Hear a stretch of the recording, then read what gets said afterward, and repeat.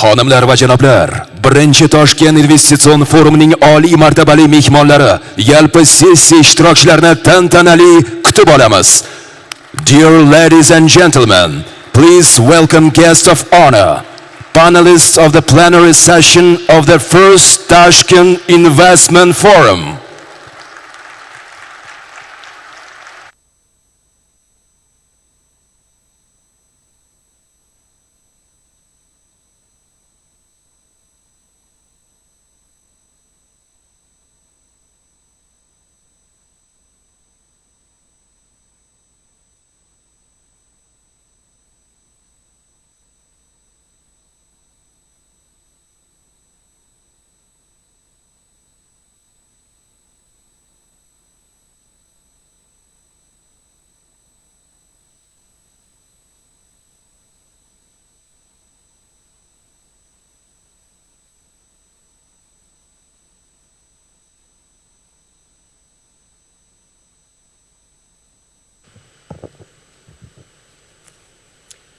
Hello and a very, very good morning. It's my great pleasure to welcome you to our opening plenary session of the Tashkent International Investment Forum.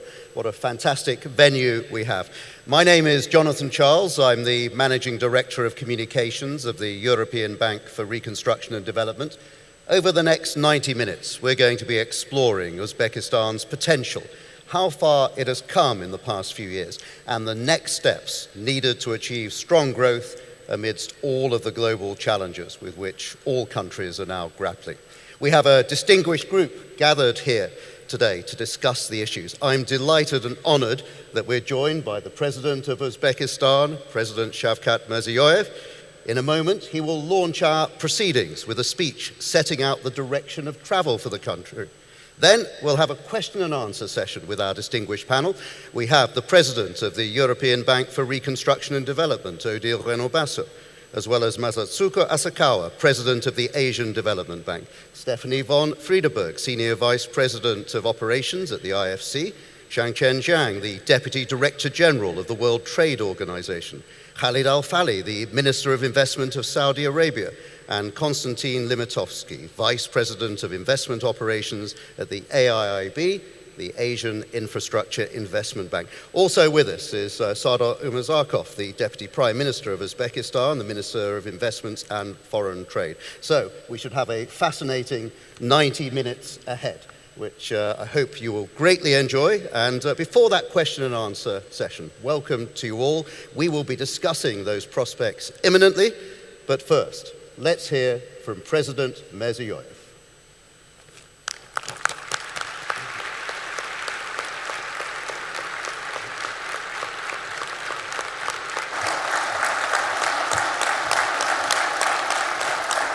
Rahmat.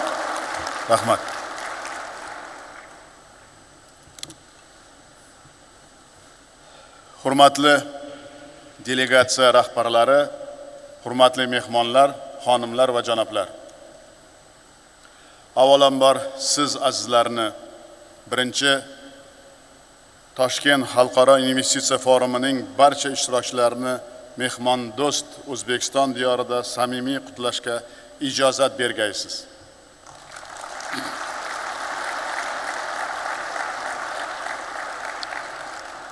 Bugungi anjumanimizda xalqaro tashkilotlar va moliya institutlari hamda jahonning yetakchi kompaniyalari rahbarlari, mamlakatimizning asosiy hamkorlari bo'lgan davlatlarning yuqori darajadagi vakillarini ko'rib turganimdan xursandman.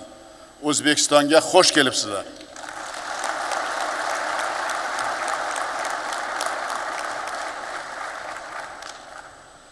Hurmatli forum ishtirokchilari, O'zbekiston zamini ko'p asrlar davomida dunyoning turli mintaqalaridagi savdogar, ishbilarmon va tadbirkorlar e'tiborini o'ziga tortib kelgan. Buyuk Ipak yo'lining markazida joylashgan yurtimiz qadimdan Osiyo, Yevropa va Afrika qit'alarining karvon yo'llarini tutashgan hudud sifatida mashhur bo'lgan. Xitoy, Hindiston, Eron, Vizantiya, Misr kabi mamlakatlarda shakllangan sivilizatsiya va madaniyat namunalarini aynan qadimgi Mavrnahr hozirgi Oʻzbekiston hududida uchrashib, bir-birini o'zaro boyitib kelgan. Buning natijasida 3000 yillik davlatchilik tarixiga ega mamlakatimiz uzoq davr mobaynida dunyoning savdo, iqtisodiyot, ilm-fan, madaniyat, san'at yuksak ravnaq topgan markazlardan biri bo'lib xizmat qilgan. Ushbu ko'hna zamindan yetishib chiqqan buyuk alloma va mutafakkirlar dunyoviy va diniy ilmlarning ulug' namoyandalari bugungi kunda ham butun dunyoga, insoniyatga xizmat qilayotgan noyob kashfiyot va bebaho asarlar yaratib, ularning jahon ahliga meros qilib qoldirganlar. Misol uchun hozirgi davrda ham dolzarb bo'lgan karantin tushunchasini Yevropada Avitsena nomi bilan tanilgan ajdodimiz buyuk shifokor Abu Ali ibn Sino bundan 1000 yil muqaddam birinchi bo'lib amaliyotga joriy qilgani tarixdan yaxshi ma'lum. Mashhur davlat arbobi, ayni paytda buyuk astronom bo'lgan Mirzo Ulug'bek esa 15-asrdayoq Samarqandda rasadxona qurdirib, 1000 dan ortiq yulduzlarning eng to'g'ri koordinatorlarini aniqlab, ilm-fan rivojiga beqiyos hissa qo'shgan. Zamonaviy innovatsion va blockchain texnologiyalari va sun'iy intellekt negizini tashkil qiluvchi algoritm atamasi yana bir ulug' ajdodimiz Muhammad al-Xorazmiy nomi bilan bog'liq ekanidan sizlar albatta xabardorsizlar. Yuksak tafakkur egasi bo'lgan yana o'nglab vatandoshlarimizning o'tmishda fizika, geodeziya, kimyo, falsafa va tarix, me'morchilik, tasviriy san'at, ilohiyat va boshqa yo'nalishlarda yaratgan ilmiy kashfiyotlari hozirgi zamonda ham o'z ahamiyati va qimmatini yo'qotmasdan kelayotgani ayniqsa e'tiborlidir. Hurmatli xonimlar va janoblar, bugungi kunda O'zbekiston o'zining geografik joylashuviga ko'ra shimol va janubni, g'arb va sharqning magistral tranzit koridorlari orqali bog'lab turadigan Markaziy Osiyo mintaqasining o'zagi hisoblanadi.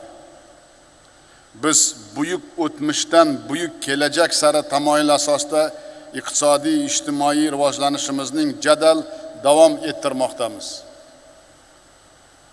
Bundan 5 yil avval biz harakatlar strategiyasini qabul qilib, uning doirasida keng ko'lamli demokratik islohotlarni amalga oshirish yo'lini tanladik.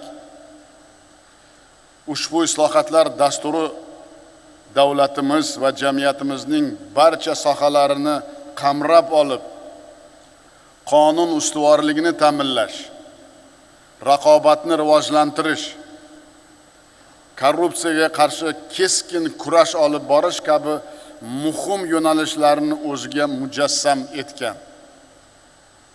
Biz birinchi navbatda ilgari investorlarni O'zbekiston bozoriga kirishi va erkin faoliyat yuritishiga to'sqinlik qilgan barcha omillarni bartaraf etib, tadbirkorlik uchun qulay sharoitlar yarata boshladik.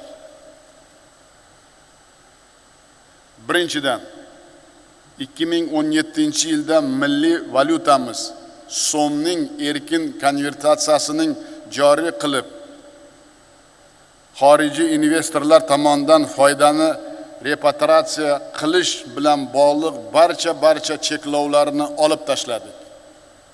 Bu birinchi qadamlarimiz edi. Investorga ana shu kelib ishonish uchun mana shu sumimizning erkin konvertatsiyasi birinchi qadamlarimiz edi. Lekin biz birinchi bu qadamni qo'yganimizda ko'p qo'shnilarimiz ham, ko'p shu bizning hamkorlarimiz ham bu narsaga ishonmagan edi. Bank va yirik korxonalarimiz ilk marta xalqaro reytinglar olib, jahon moliya bozorlariga chiqdilar. Dunyo bozorlariga milliy valyutamizda ham xalqaro obligatsiyalar chiqarildi. Shu bilan birga biz bank moliya sohasidagi islohotlarimizni tizimli ravishda davom ettirish zarurligini albatta yaxshi tushunamiz. Bu qilgan harakatlarimizni albatta davomi bo'lish kerakligini ham yaxshi bilamiz. Ikkinchidan, mamlakatimizda ochiqlik siyosatini ta'minlash uchun 90 ta xorijiy davlat fuqarolari uchun O'zbekistonga vizasiz kirish imkoniyatini yaratdik. Yana 60 ga yaqin mamlakat fuqarolariga esa yengillashtirilgan tartibda viza olish imkoniyati berildi. Bu ko'rsatishlar bo'yicha O'zbekiston mintaqadagi eng ochiq davlat maqomini qo'lga kiritgani bugun hech kimga sir emas. Uchinchidan, korrupsiyaga qarshi kurashish O'zbekistonda davlat siyosatining eng ustuvor yo'nalishiga aylandi. Bu borada sa'y-harakatlarimizning amalga oshirish maqsadida alohida agentlik tashkil etildi. Bu sohada boshlangan ishlarimizni davom ettirilib, iqtisodiyotga shaffoflikning ta'minlash va korrupsiyaga qarshi qat'iy kurash olib borish yanada kuchaytirilmoqda. To'rtinchidan, mamlakatimizda yashayotgan har bir insonning huquq va erkinliklarini kafolatlash va to'liq himoya qilishni ham eng ustuvor vazifa sifatida belgiladik. 2 yil avval O'zbekistonda inson huquqlari milliy strategiya qabul qilindi va tarixda birinchi marta mamlakatimiz Birlashgan Millatlar Tashkilotining inson huquqlari kengashiga a'zo bo'lib saylandi. O'zbekistonni qonun va adolat mustahkam qaror topgan demokratik mamlakatga aylantirish, mustaqil va kuchli sud huquq tizimini shakllantirish eng oliy maqsadlarimizdan biri sifatida kun tartibiga qo'yildi. 5-dan, islohotlarimizning muhim yo'nalishlari sifatida mamlakatda fuqarolik jamiyatini rivojlantirish va so'z erkinligining ta'minlash, demokratik media makon yaratish bo'yicha zarur choralar amalga oshirilmoqda. Ommaviy axborot vositalarining 4-hokimiyatga aylantirish, davlat idoralarining jamiyat oldidagi hisobdorligini oshirish borasida sezilarli natijalarga erishilmoqda. Bu borada eng muhim yutug'imiz shuki, biz jamiyatimizda yopiqlik muhitidan qutulib, yangi O'zbekiston poydevorini aynan erkinlik, adolat, yana bir marta adolat tamoyillari asosida barpo etmoqdamiz. 6-dan, ko'p yillar davomida mamlakatimizni turli qora ro'yxatlarga kiritilishi uchun sabab bo'lgan majburiy, jumladan bolalar mehnatiga to'liq barham berildi.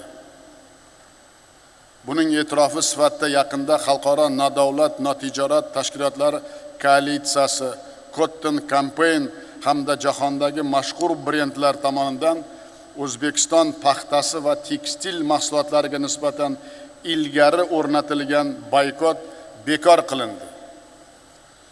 7-dan, biz islohotlarimizning birinchi kunidan boshlab ta'lim va inson kapitali rivojlantirishiga alohida e'tibor berib kelmoqdamiz.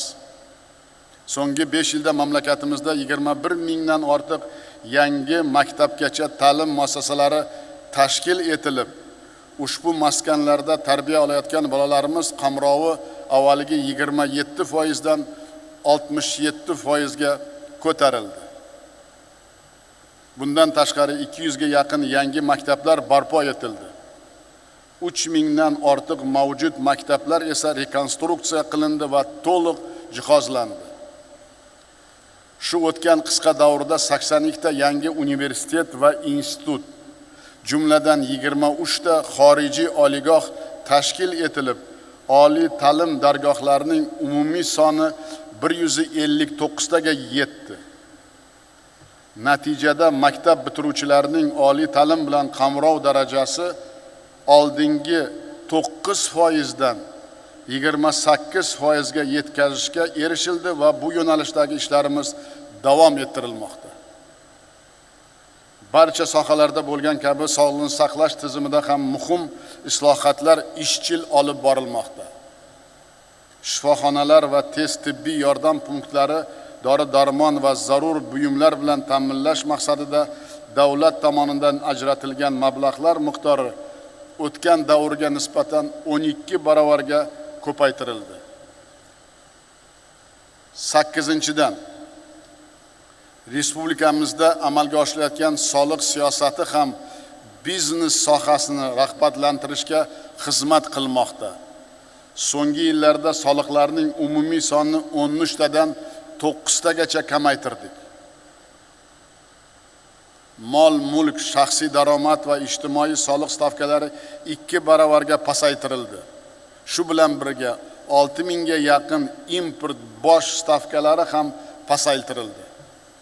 Shuningdek, o'tgan 5 yil ichida 200 ga yaqin litsenziya va ruxsatnomalar bekor qilindi yoki soddalashtirildi. Tadbirkorlik subyektlari zimmasidagi soliq yukini yanada kamaytirish hamda soliq ma'murchiligini takomillashtirish choralari tizimli ravishda davom ettirilmoqda. 9-dan O'zbekistonda xorijiy investorlar bilan ishlashning yagona darcha tamoyili asosida mutlaqo yangi tizim joriy etilib, sarmoyadorlarga har tomonlama ko'mak beradigan barcha hududlar va tarmoqlarni qamrab olgan investitsiyalar vazirligi faoliyati yo'lga qo'yildi. Natijada iqtisodiyotimiz jalb qilingan yillik xorijiy investitsiyalar hajmi 3,5 baravarga oshib, oxirgi 5 yilda ularning umumiy qiymati 25 milliard dollarni tashkil etdi. Buning hisobiga 59 mingta investitsiya loyihalarining amalga oshirilishi 2,5 milliondan ortiq yangi ish o'rinlari yaratishga munosib hissa qo'shdi. Shuningdek, to'qimachilik, charm poyabzal, farmatsevtika, elektrotexnika, kimyo va neftikimiya, qurilish materiallari, oziq-ovqat sanoatlari va boshqa ko'plab sohalardagi qayta ishlash darajasini sifat jihatdan yangi bosqichga olib chiqishga hamda eksportning yillik hajmlarini salkam 20 milliard dollarga yetkazishga muvaffaq bo'ldik. 10-dan 2 yil avval mamlakatimiz tarixida birinchi marta kambag'allikning bartaraf etishni hukumat siyosatining asosiy maqsadlaridan biriga aylantirdik. Ushbu yo'nalishda alohida strategiya qabul qilinib, kambag'allikning qisqartirish vazirligini tashkil qildik. Natijada qisqa davr ichida 1,5 milliondan ortiq oilani muhtojlar toifasidan chiqarishga erishdik. Umuman olganda 5 yil davomida harakatlarimiz o'zining ijobiy natijalarini bermoqda. Bu fikrning islohotlarimizning dastlabki yillaridayoq iqtisodiyotimizning yillik o'rtacha o'sishi 5% ni, sanoat sohasida esa 8% ni tashkil etgani ham tasdiqlaydi. Oltin valyuta zaxiralarimiz 27 milliard dollardan 35 milliard dollarga yetdi. Hatto koronavirus pandemiyasi avj olgan 2022-yilda ham mamlakatimiz yalpi ichki mahsuloti o'sishida ijobiy dinamika saqlab qolingani, 2021-yilda esa uning o'sish sur'ati 7% dan oshgani islohotlar yo'lining to'g'ri tanlanganidan dalolat bo'lib, bizni yangi amaliy marralarga da'vat qilmoqda. Muhtaram forum ishtirokchilari, mamlakatimizda 5 yillik islohotlar jarayonining eng muhim yutug'i sifatida bir fikrni to'la ishonch bilan ta'kidlash mumkin. O'zbekistonda islohotlar ortga qaytmaydigan muqarrar tus olgani real haqiqatdir.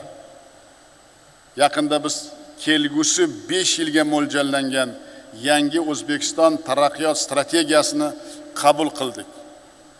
Ushbu strategiya inson manfaatlari hamma narsadan ustun tamoyili asosida ishlab chiqilgan bo'lib, mamlakatimizda erkin fuqarolik jamiyati va inson kapitalini rivojlantirish, tadbirkorlik faoliyatini yanada rag'batlantirish, investorlar huquqlarini himoya qilish, xususiy mulk daxlsizligi va gender tenglikning ta'minlash kabi muhim vazifalarga qaratilgan. Strategiyamizning pirovard maqsadi davlatimiz va jamiyatimizning barcha soha va yo'nalishlarda inson qadri uchun g'oyasini hayotga tatbiq etishda bizning maqsadimiz mana shuni ko'zda tutilgan. Bu yo'nalishlar quyidagilardan iborat. Birinchi yo'nalish: mamlakatda iqtisodiy va siyosiy barqarorlikning ta'minlash choralarini izchil davom ettirish. Jumladan, keng ko'lamli ma'muriy islohotlarni amalga oshirish va raqamlashtirishning joriy qilish orqali biznes uchun yanada qulay sharoit yaratish. Davlat boshqaruvi tizimining natijadorligini oshirish orqali ishbilarmon va tadbirkorlarga ko'mak beradigan ixcham va yuqori samarali hukumat tizimini tashkil etish ko'zda tutilgan. Ikkinchi yo'nalish: davlatning iqtisodiyotidagi roli va ulushini keskin qisqartirish. Xalqaro moliya institutlari va xorijiy konsalting kompaniyalari ko'magida davlat aktivlarini xususiylashtirish orqali 2026-yilga qadar eksklyuziv huquqlarni bekor qilish va davlat korxonalarini xususiylashtirish hisobiga 25 tadan ortiq faoliyat turlari bo'yicha monopoliyalar tugatiladi. Tijorat banklarida transformatsiya jarayonlari davom ettirilib, bank aktivlarida xususiy sektor ulushi 60% gacha yetkaziladi. Davlat ishtirokidagi korxonalar soni kamida 3 barobarga qisqartiriladi. Fursatdan foydalanib forumda qatnashayotgan siz, hurmatli investor va tadbirkorlarga oshkoralik, shaffoflik va raqobat tamoyili asosida o'tkaziladigan xususiylashtirish jarayonlarida keng ishtirok etishingiz uchun barcha sharoitlar yaratishimizni ta'kidlab aytmoqchiman. Uchinchi yo'nalish: mamlakatimizda infratuzilmani jadal rivojlantirish davom ettiriladi. O'zbekistonda xorijiy investorlar bilan birgalikda davlat xususiy sheriklik mexanizmini joriy qilgan holda energetika, transport, sog'liqni saqlash, ta'lim, infratuzilma rivojlantirish va yo'l qurilish sohalarida umumiy qiymati 15 milliard dollarlik 200 dan ortiq loyihalarni amalga oshirish rejalashtirilgan. Barchangizni ushbu jarayonlarda faol ishtirok etib, o'zaro manfaatli loyihalarni amalga oshirishga taklif qilamiz. To'rtinchi yo'nalish: iqtisodiyotimizning sanoatlashish doirasida boy xomashyo zaxiralarimizning chuqur qayta ishlash orqali yuqori qo'shilgan qiymatli mahsulotlarni ishlab chiqishni rag'batlantirish. Xabaringiz bor, O'zbekiston ko'plab foydali qazilmalar zaxirasi bo'yicha dunyoning yuqori o'rindagi 20 ta davlati qatoriga kiradi. Jumladan mamlakatimiz oltinning resurs bazasi bo'yicha dunyoda 2-chi, mis bo'yicha 7-chi, volfram bo'yicha 8-chi, kumush bo'yicha 9-chi, uran bo'yicha 12-chi, tabiiy gaz ishlab chiqarish sohasida esa 16-o'rinni egallaydi. Ushbu boy xomashyo resurslarini qayta chuqur ishlash kelgusi 5 yilda kimyo va gaz kimyo, misni qayta ishlash, elektronika, farmatsevtika, to'qimachilik va ko'plab boshqa sohalarda 120 milliard dollarlik investitsiyalarni jalb etish bo'yicha aniq loyihalar ishlab chiqilgan.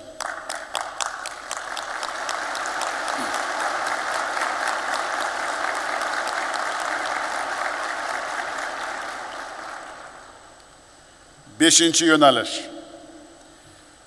Inson kapitaliga investitsiya kiritish. Keyingi 5 yilda maktabgacha ta'lim sohasida 7000 dan ziyod yangi muassasalar tashkil etish orqali qamrov darajasi hozirgi 67% dan 80% ga yetkaziladi. Maktab ta'limi tizimi uchun o'quv dasturlari va darsliklar ilg'or xorijiy tajriba asosida to'liq qayta ishlanadi va qo'shimcha 1.200.000 o'quvchi uchun yangi maktablar barpo etiladi. Oliy ta'lim sohasidagi qamrov darajasi 50% ga yetkaziladi. Biz professional ta'lim tizimini ilg'or xalqaro standartlar asosida takomillashtirish, shuningdek zamon talablaridan kelib chiqib iqtisodiyotimiz ehtiyoji uchun IT va muhandislik yo'nalishlariga ixtisoslashtirishni ustuvor vazifa sifatida belgiladik. Masalan, Birlashgan Arab Amirliklari hukumati bilan birgalikda amalga oshirilayotgan 1 million dasturchi loyihasi ushbu yo'nalishdagi amaliy harakatlarimiz namunasidir. Maqsadimiz iqtisodiyotimizning driver tarmoqlarining yetuk va malakali mutaxassislar bilan to'liq ta'minlash.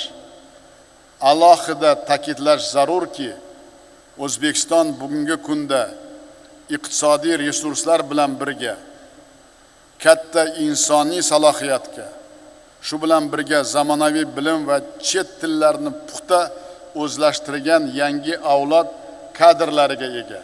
Bu yangi avlod kadrlar bizning eng katta boyligimiz hisoblanadi.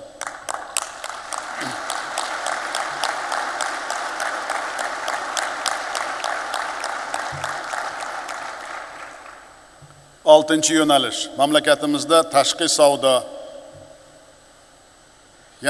savdoni yanada erkinlashtirish, tashqi savdoni, eksport va import faoliyati uchun qo'shimcha qulayliklar yaratish. O'zbekiston yaqin yillarda jahon savdo tashkilotiga to'liq qonli a'zo bo'lish uchun aniq qadamlar qo'ymoqda. Hozirning o'zida respublikamizda mahsulot ishlab chiqaruvchilar erkin savdosi orqali 280 million iste'molchi bo'lgan mintaqaviy bozorlarga chiqish imkoniyatiga ega. Bundan tashqari Yevropa ittifoqining kengaytirilgan preferensiyalar tizimi GSP+ doirasida O'zbekistondan 6000 dan ortiq mahsulot turlari Yevropa bozoriga imtiyozli shartlarda eksport qilish mumkin. Shuningdek, milliy eksportchilarimizga qo'shimcha imkoniyatlar yaratish uchun hozirda Hindiston, Turkiya, Koreya Respublikasi va boshqa davlatlar bilan imtiyozli va erkin savdo bitimlarini imzolash bo'yicha aniq choralar ko'rilmoqda. Mavjud transport koridorlarini diversifikatsiya qilish maqsadida O'zbekistonda ishlab chiqarilgan mahsulotlarni Trans-Afg'on yo'li orqali Janubiy Osiyoga, O'zbekiston, Qirg'iziston, Xitoy temir yo'li orqali Osiyo Tinch okeani mintaqasiga hamda Janubiy Kavkazning kesib o'tuvchi multimodal transport koridori orqali Yevropa mamlakatlariga yetkazish imkoniyatlarini yaratish uchun aniq amaliy harakatlar olib borilmoqda. 7-chi yo'nalish. Mamlakatimizning investitsiya jozibadorligini oshirish, biznes muhitini yanada yaxshilash, bu soha rivoji uchun amaliy takliflarni ishlab chiqish maqsadida 2022-yildan Prezident huzurida xorijiy investorlar kengashi yig'ilishlarini muntazam o'tkazib borish yo'lga qo'yiladi. Shuningdek, crowd sourcing platformasi va zamonaviy raqamli yechimlardan foydalangan holda barcha tarmoqlar va hududlardagi investorlar va tadbirkorlar bilan to'g'ridan to'g'ri muloqot o'tkazish amaliy davom ettiramiz. Bizning mamlakatimizda 20-avgust sanasi tadbirkorlar kuni sifatida belgilangan. Ayni shu kunda Prezidentning tadbirkorlar bilan to'g'ridan to'g'ri uchrashuvi bo'lib o'tadi. Men bugungi anjumanda ishtirok etayotgan barcha investor va tadbirkorlarning bo'lg'usi ana shunday muloqotda o'zlarining qiziqtirgan savol va takliflari bilan ishtirok etishga mamnuniyat bilan taklif etaman.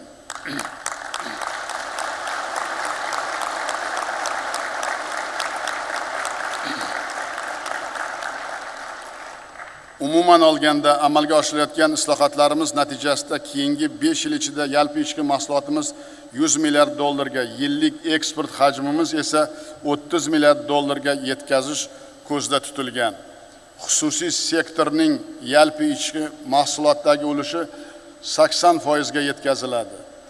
Biz O'zbekistonning 2030-yilga borib aholisi o'rtadan yuqori daromad oladigan davlatlar qatoridan joy olishiga erishishni aniq maqsad qilib qo'ydik.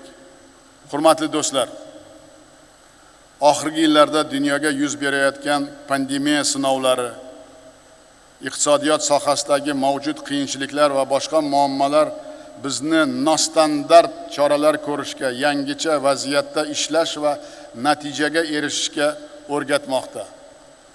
Dunyodagi bugungi murakkab vaziyatda ham O'zbekiston yashash va ishlash uchun tinch va xavfsiz makon sifatida tanilganini hech kim inkor qilolmaydi. Biz investorlar uchun eng qulay va jozibador sharoitlar yaratish bo'yicha harakatlarimizni yanada jadallashtiramiz.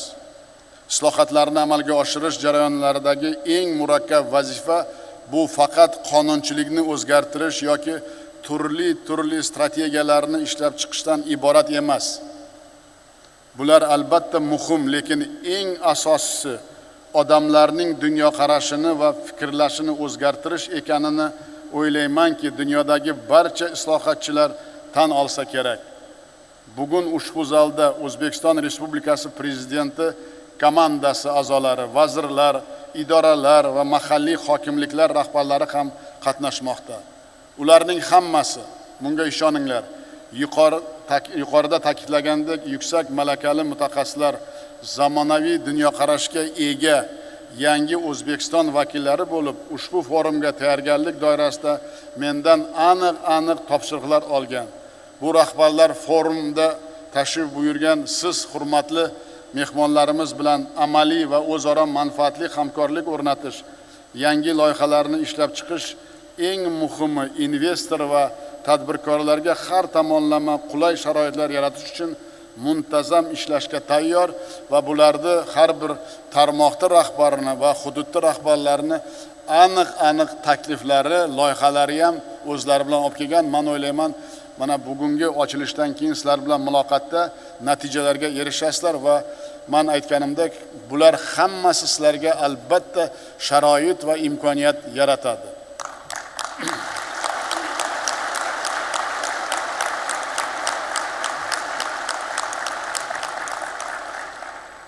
Shuningdek, forum ishida xorijiy sheriklarimiz bilan yangi hamkorlik aloqalarini o'rnatishga tayyor bo'lib turgan O'zbekistonning yetakchi tarmoq birlashmalari, xususiy kompaniyalar va korxona rahbarlari ham ishtirok etmoqda.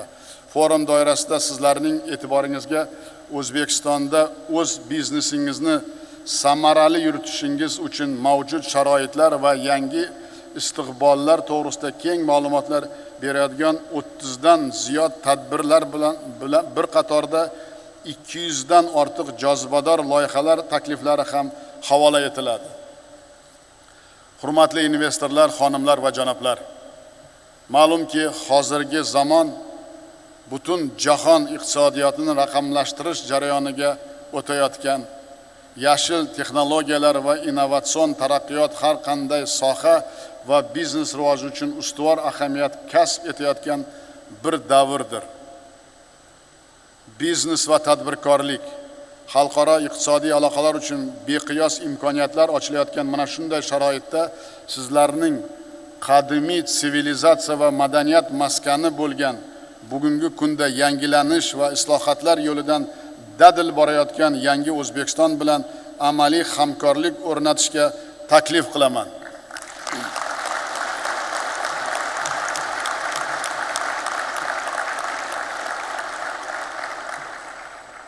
Alohida shuni ta'kidlamoqchiman, har bir mana shu kelgan mehmonlarimizga alohida sizlarni nima deydi, ishlaringizni kelajagini, rivojini ta'minlash uchun mamlakatimizdagi muvaffaqiyatingizni ta'minlash va O'zbekiston prezidenti va hukumatı sizlarga hamma ishlaringizni mana shu yaxshi ketish uchun sharoit yaratish uchun man prezident bo'lib berga qatnashganim, man sizlarga va hukumat ham men ham sizlarga shuni kafolat bermoqchiman.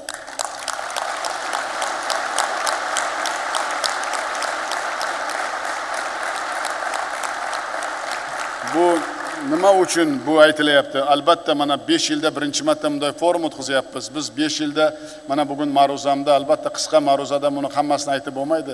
Katta qarorlar qabul qildik, qonunlar o'zgartirdik. Eng katta narsa ochiqlik, erkinlik, erkin emin tadbirkor yashash uchun sharoit va manfaatli sheriklik bo'lish uchun ko'p imkoniyatlar mavjud bo'ldi. Endi mana biz zaminni yaratdik. Sizlarni mana taklif qilib, mana shu 200 dan ko'proq loyihalarimiz bor, 30 dan ko'p tadbirlar bo'ladi. Shuni hammasida sizlarga imkoniyatlar yaratish bo'yicha katta dasturlarni sizlarga namoyish etib, prezentatsiya qilamiz. Nima uchun? Sizlarga sharoit yaratib, ertaga sizlar bugun kelib bekorga mana shu og'ir sharoitda, dunyoda og'ir tahlikali zamonda dunyoda yuz beryapti. Shularga qaramasdan kelganlaring bizga albatta katta kuch, qudrat bag'ishlaydi. Shu bilan birga bizga juda katta mas'uliyat bag'ishlaydi. Shuning uchun mana shu xorijiy sheriklarimizga, sarmoyadorlarga yana bir marta aytmoqchimanki, biz mana shu davlat bo'lib, men rahbar prezident bo'lib, sizlarga hamma sharoitlar yaratamiz albatta. Shuni hech qachon sizlarda shubha bo'lmashlaring kerak. Nimaga desangiz, biz bu kunlarga juda ko'p tayyorgarlik qilgan. Biz bu kunlarga tayyorgarlik qilish uchun ko'p qarorlar, yana bir marta aytaman, qonunlar qabul qildik va mana bugun agar bizni tadbirkorlar bilan gaplashib, bizni mana shu har bir hududimiz tarmog'ini rahbarlari bilan gaplashsalaring, albatta gaplashasizlar. Ularning dunyoqarashi ham kechagidan mutlaqo boshqa. Biz haqiqatda mana shu investorlar bilan ishlashga tayyor va zaminimiz mukammal, tizimimiz mukammal. Albatta ko'p ishlashimiz kerak. Men albatta aytdim, hali kamchiliklarimiz ko'p, lekin biz sizlar bilan birga muloqot qilib, ko'p narsalarni o'rganib, yana kerak bo'lgan qonunlarni o'zgartirib, korrupsiyani qisqartirish. Biz korrupsiyaga juda katta kurash olib boryapmiz davlatimizda. Bu ham men o'ylayman sizlarga ijobiy ta'sir qiladi ish yuritishlaring uchun. Barchangizni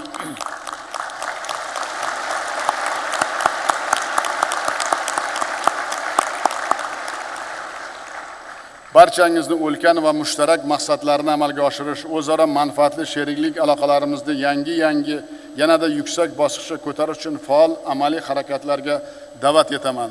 Anjumanimizning barcha ishtirokchilariga forum natijalari bo'yicha muhim va samarali kelishuvlarga erishishni, kelgusi ishlarda esa yangi yutuq va vazifalar. Albatta, men ishonaman, bu birinchi bizda bunday forum. Keyin ikkinchi forumga qatnashganlar sizlarni O'zbekistonlaringdagi ishlaringda o'zini kichkina bo'lsa ham o'zini tarixi bo'ladi. Keyin men bunday tashviqot qilishim kerak emas, lekin shu tashviqot qilmaslik uchun biz juda katta harakatlar qilamiz sizga sharoit yaratish uchun. Yana bir marta sizlarga takror minnatdorchilik bilib, mana shu bugungi boshlangan O'zbekistondagi katta biznes forumimizning natijasi albatta ikki tomonlama manfaat olib keladi deb olib kelishiga ishonaman. E'tiborlaringiz uchun katta rahmat.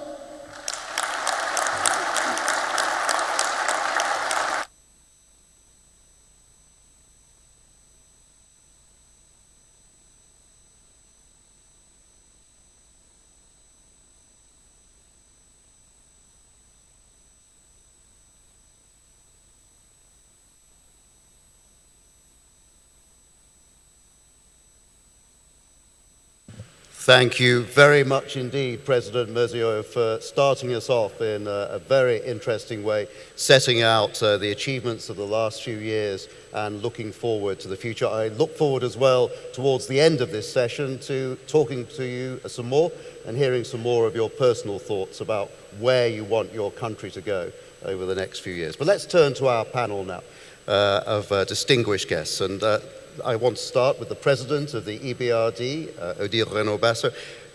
President, the EBRD re-engaged here in Uzbekistan in 2017 after a long break. It's been a very successful re-engagement in many, many parts of the economy. Where do you see the most important areas for the EBRD in terms of the cooperation with Uzbekistan going forward? Thank you very much.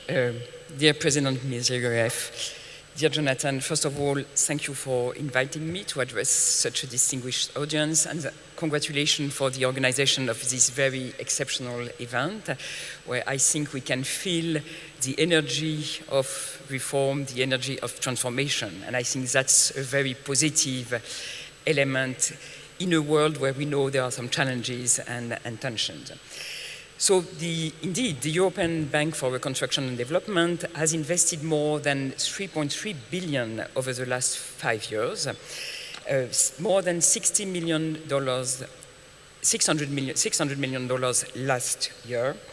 And we are not doing only investment, but we were also involved in policy reform advice to the authorities, support to the private sector, providing business advice, training thousands of local companies.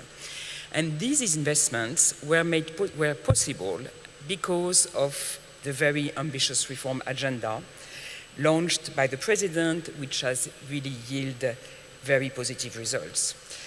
Moving forward, I think that, and looking at the next 5 years, what can and what should we do together during the next 5 years?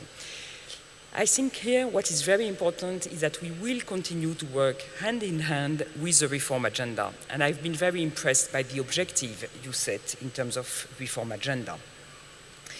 We will focus on 3 key priorities, very concrete priorities, which are needed for the country, I believe. The first one is to create sustainable jobs. The second one is to improve the services to citizens and provide a healthy green environment for the current and for future generations in Uzbekistan. And the third one is digitalization and competitiveness. So I will start with creation of sustainable jobs. The first thing we will continue to do and we will scale up is support to SMEs through business advice, through training and through financing. Our clients we've been supporting in the last years have increased their turnover by more than 25% in the last few years, with significant improvement in profitability and increased employment. And that's why we will continue to finance SMEs, in particular women entrepreneurs, green investment, but also developing new products for young entrepreneurs. And I think that young people in this country need to be able to develop their businesses and to grow their activities. I would like to underline a number of elements that will be essential to support this job creation agenda. The first one is, and you mentioned it, President, the acceleration of the restructuring and privatization of the banking sector. And on this agenda, the EBRD is really committed to support and to provide financing. Such reforms will improve the bank's capacity to lend more and more efficiently to the real sector and to the real economy. Second very important element is to create jobs, is to attract foreign direct investments.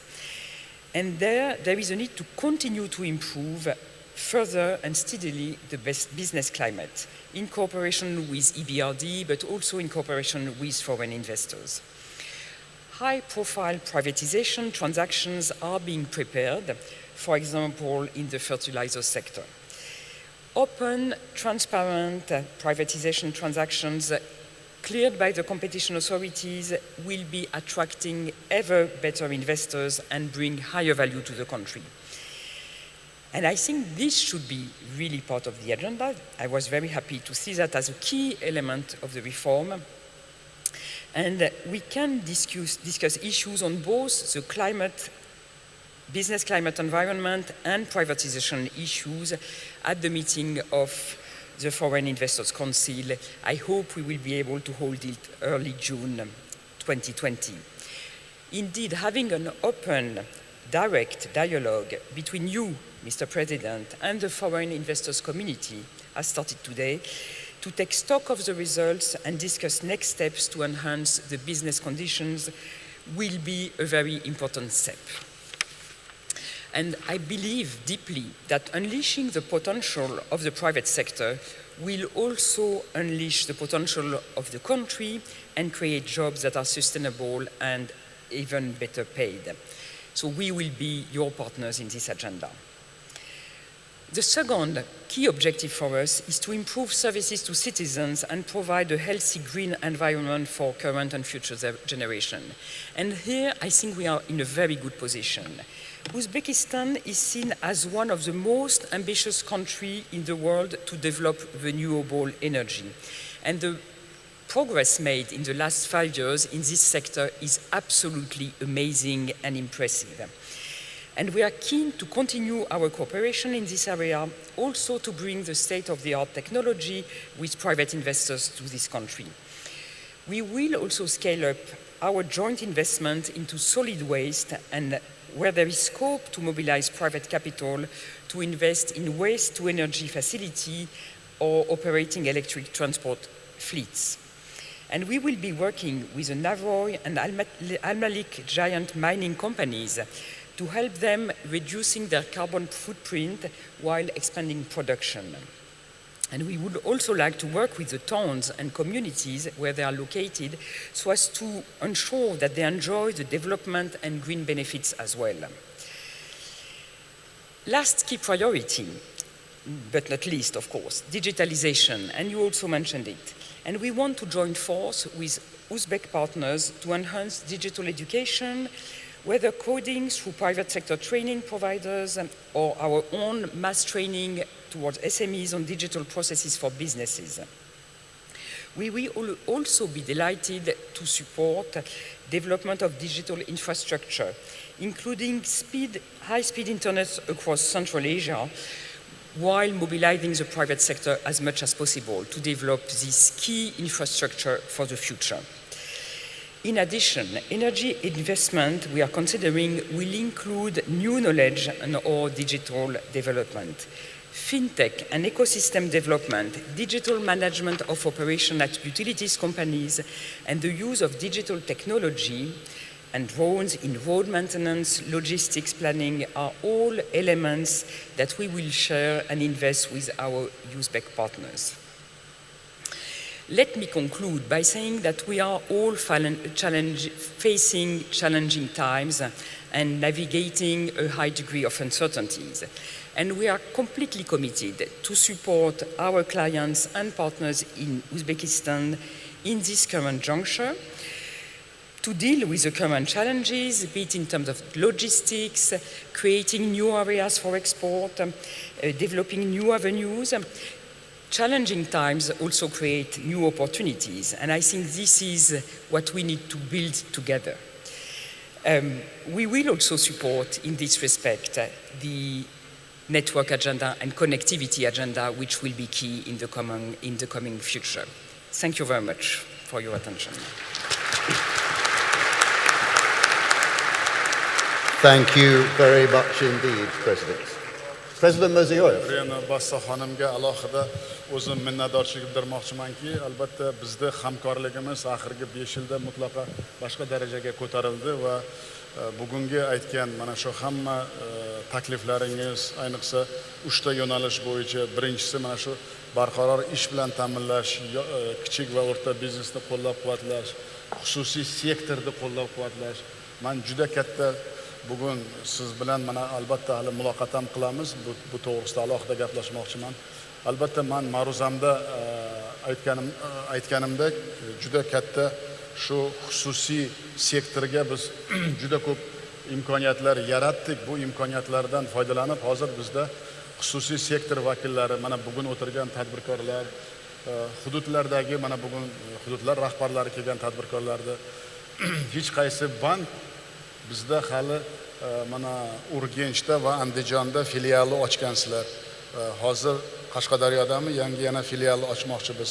Albatta sizni bankingiz bilan bizda tadbirkorlar ish tizimi o'zgardi va bular bankka ishonyapti. Men o'ylayman, keyingi yillarda ham men aytgan ma'ruzalar va sizni bugun bu safar tashrifingiz yangi pog'onaga ko'tariladi deb ishonaman va biz mana shu bank bilan hamkorligimizni hozirgi aytgan katta Navoiy kon-metallurgiya, Olmaliq kon-metallurgiya kombinati bo'yicha tarmoqlarimizni xususiylashtirish bo'yicha infratuzilma yo'nalishi bo'yicha katta loyihalarni birgalikda amalga oshiramiz deb ishonaman va sizni bu safar tashrifingiz va qabul qilayotgan yo'l xaritalarimiz juda o'zini samarasini beradi deb ishonaman.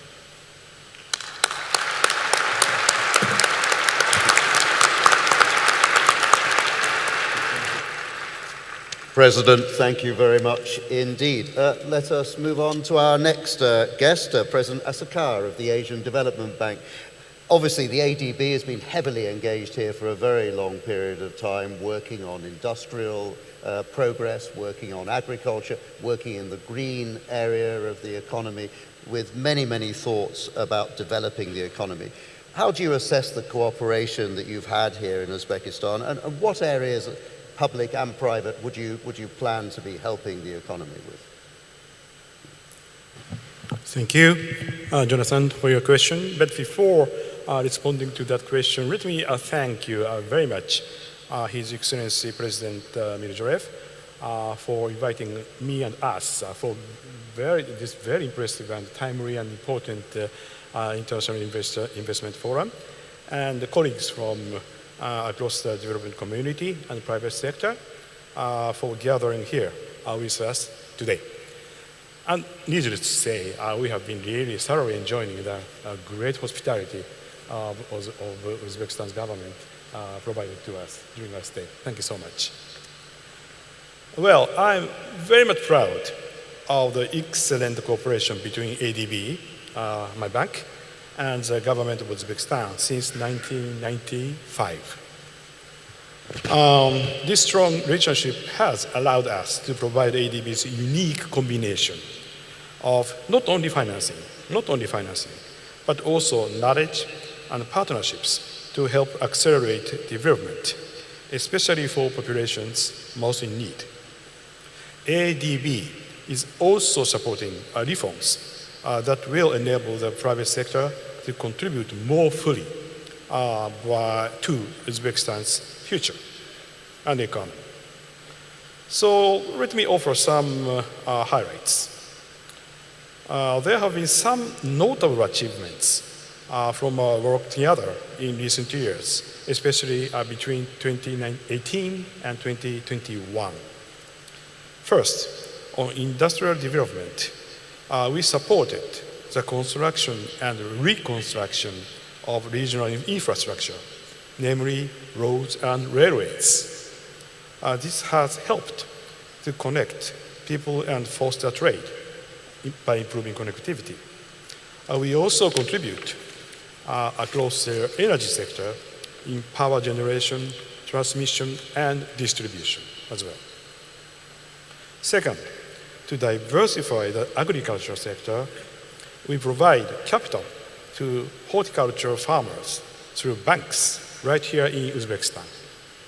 This is leading to higher value crops, including exports, and it has contributed to income gains for farmers, along with nearly 5,000 jobs, including 1/3 to women. So this would surely contribute to the gender issues, which Uzbekistan government put highest priority on its policy agenda, as the President just mentioned.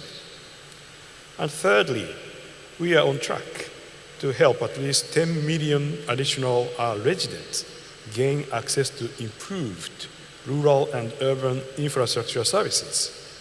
And in housing, Over 7,300 families have secured loans since we launched ADB's mortgage market program in 2020. Over 43,000 houses have also been built since we began supporting the state's housing program in 2012. Then, let me turn now to the second part of your question, Jonathan. I will now focus on how ADB is supporting reforms in Uzbekistan. Needless to say, our aim is to accelerate the transition to a market economy while maintaining macroeconomic stability. It will be important to look at the role of the government salary, including reducing state involvement in financial intermediation. We also want to improve access to infrastructure and social services. We feel that public-private partnership, PPP, can play a role here. Oh, by the way, Uzbekistan is one of the most largest PPP beneficiaries of ADB. Reforms in these areas will improve the investment environment by opening up participation and competition for the private sector. We also want to strengthen economic management to facilitate better public financial management and to improve the performance of state-owned enterprises, SOEs. An example of this is our power sector reform program, Power Sector, where we partner with the government to adopt measures that attract independent power producers, IPPs, such as non-discriminatory access to the national grid. Or in the mortgage market, where we support reforms that improve access to long-term market-based funding, competitive housing finance products, and better targeted housing subsidies. In short, it will be very important to expand Uzbekistan's investor base by developing the norms and infrastructure that support a free market. We also need to improve service delivery for citizens, for instance, by linking budget outlay to results. We also need to create additional fiscal space to augment public investment by so-called DRM, domestic resource mobilization. And we need to crowd in private investment, for example, by improving the efficiency of public investments. So, our cooperation has been very strong in these and many other areas, and we are seeing concrete results for businesses and the people of Uzbekistan. I thank everyone here for your contributions as we work together for a more prosperous, inclusive, resilient, and sustainable future for Uzbekistan and the region. Thank you very much for your patience.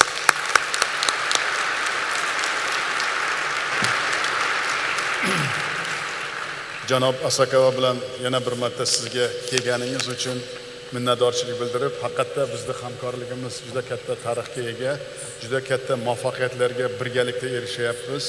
Hozir aytgan hamma yo'nalishlaringiz bo'yicha albatta mana ma'ruzamda ham aytdim, mana shu ayniqsa mana shu ehtiyojmand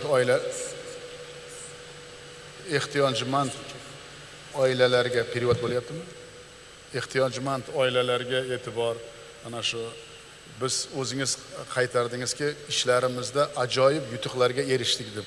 Albatta u ajoyib yutuqlar bizning strategiyamizda 5 yillik tarixda qoldi. Endi yangi taraqqiyot strategiyamizni qabul qildik va mana siz bilan bugun albatta uchrashib ko'p loyihalar bo'yicha alohida gaplashamiz. Mana shu yo'llar, temir yo'llar, energetika tizimi, ayniqsa siz juda katta sizni bankingiz bizga ko'mak beryapti. Shu qishloq xo'jaligidagi islohotlarimizda bizda qishloq xo'jaligida islohotlarimizda hozirgi mana shu o'zingiz aytgan tahlikali zamonda ayniqsa g'allachilik bo'yicha sizlardan juda katta imkoniyat borligi va bizda birgalikda ishlashimiz bo'yicha ipoteka kreditlar bo'yicha katta e'tibor beryapsiz. Biz ipoteka kreditlarimiz bo'yicha xalqimiz endi mana shu o'tgan 5 yilda mana shu uy-joyga bo'lgan talabi oshib va ular mana shu hozirgi bizni qilgan ishlarimizdan rozi bo'lib, qandaydir talab oshib boryapti yildan yilga. Shuning uchun ipotekaga bo'lgan e'tiborimizni ham birgalikda mana shu amalga oshirish va davlat xususiy sherikligimiz yo'nalishi bo'yicha ishlarimizni men o'ylayman tezlashtirib va siz bilan birgalikda kelishdik, yo'l xaritasi qilamiz va hamma ishlarimizni tezlashtirish va mana shu investitsiya muhitini kengaytirish bo'yicha birgalikda ishlarimizni jadallashtirish va sizni bankingizni vakillari bilan birgalikda bizni hamma soha tarmoq mana shu hududlardan kelgan rahbarlar bilan yana bir hamkorligimizni yanada samaradorligiga erishamiz degan niyatdaman. Yana bir marta men kelganingiz uchun minnatdorchilik bildirmoqchiman.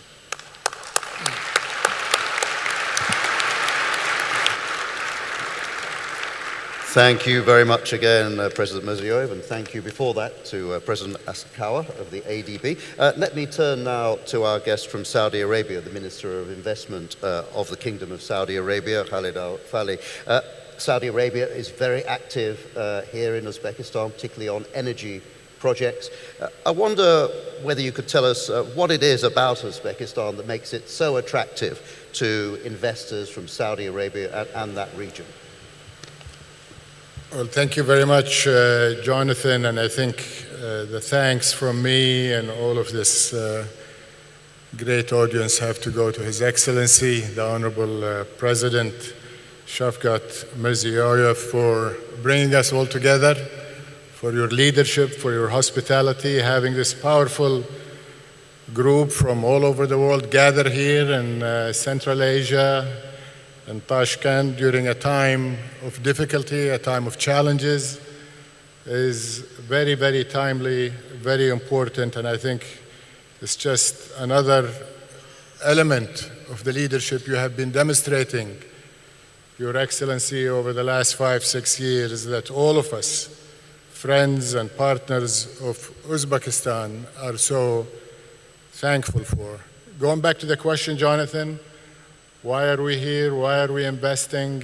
Just like any other investor and just like any other partner of a host country, we look for predictable, stable investment environment predicated on a number of factors, which I am pleased to say we find here in abundance. The first factor underpinning our confidence and the reason we're here is what I referred to earlier, the presence of bold, trusted leadership here in Uzbekistan. I don't think I have to tell you anything after listening to the visionary remarks from His Excellency, the President, at the beginning of this forum.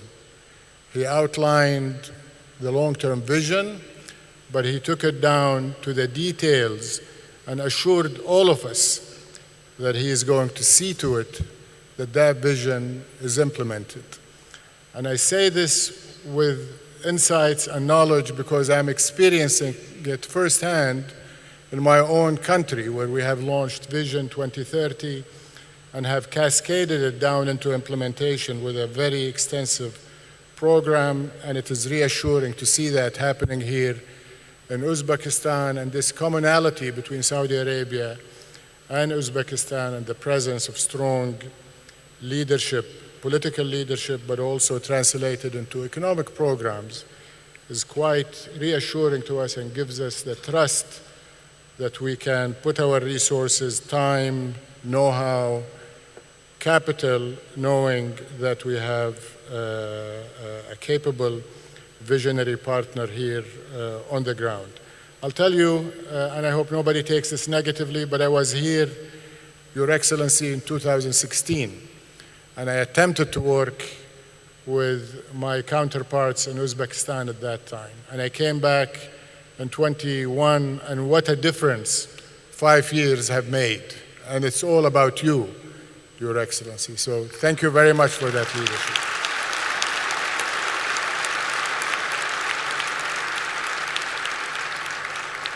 And I think important as that might be, and it is very important, it's not enough. It has to be underpinned by equally visionary and progressive policies. Policies that are investment friendly and investor friendly. Policies that are also addressing the challenges and the opportunities that the new world we live in present us. And again, we see that in Uzbekistan consistently. We see it in your energy policies and your climate policies. They're balanced, but they're also addressing the realities of today and the needs of tomorrow. We see it in your innovation-friendly policy, and I have spoken with your innovation minister, and I'm impressed by how much resources a country like Uzbekistan is putting in innovation. We see it in your policies towards education. We see it in your policies towards your neighboring countries and integrating your markets. We see it in your capital flow freedoms, and we see it in your commitment that whatever regulations that have been put in place are irreversible and are going to be around, and we can rely on them. The third factor that all of us seek is access to markets. And of course, Uzbekistan is a market on its own that is sizable and that has a lot of potential. Its demographics of young people and of the growth that is experiencing and will continue to experience is very important. But beyond this, as I mentioned, the integration within the Central Asian region is very important. And I think many of us look at Uzbekistan as a hub from which we can access the surrounding markets, supported by what I mentioned earlier in terms of policy and regulation. And as you mentioned, Your Excellency, Uzbekistan is at the center of the Silk Road. The Arab region from which I come is also part of that Silk Road. And we have thousands of years of interconnectedness through different means, and today we're going from air transport, land transport, into digital connectiveness and bringing our markets together, financial connectiveness, and so on with the reforms you are taking. Another element, Your Excellency, all of us investors, we look for talent and human resources and capabilities. And from my experience with Uzbekistan, I can tell the audience that Uzbek people are some of the most hardworking, talented, capable people, and millions of Uzbeks work abroad, and many of them will be coming back to Uzbekistan to take advantage of the reforms and the investments and the opportunities, and hopefully some of the investments we're enabling by our programs from Saudi Arabia will provide job opportunities for them. Now, just a couple of points on things we are doing. Renewables has been leading the way for our investments here. We have in the order of 2.6 gigawatts of energy generation projects that is both high efficiency gas as well as wind and solar by our leading company, our national champion, Aqua Power. But I'm pleased to say that this is only the beginning.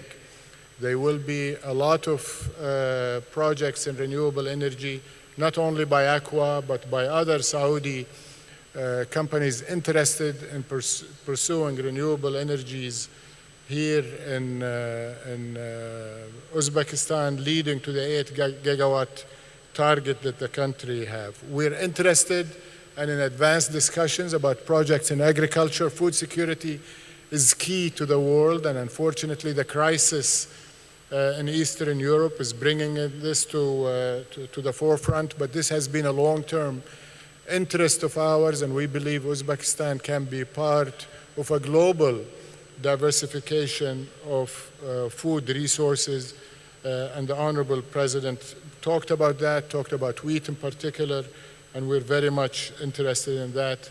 Financial collaboration and investment is of interest to us, and of course there is a privatization program of the financial sector that we will be looking at. Healthcare is also in advanced discussions, and we We look forward to having Saudi healthcare companies invested here and running hospitals and digitalizing the healthcare sector, as well as training some of the human resources here on the standards that we're used to, which are Western standards of healthcare provision. Chemicals and fertilizers is an area where Saudi Arabia is very strong. We're a top 5 producer of fertilizers, and again, the disruptions in Eastern Europe are making this a very critical component of global supply chains, and we hope we'll have the opportunities to invest here in Uzbekistan and create another center of production here in Uzbekistan for fertilizers. Mining, especially as the world electrifies and moves into EVs,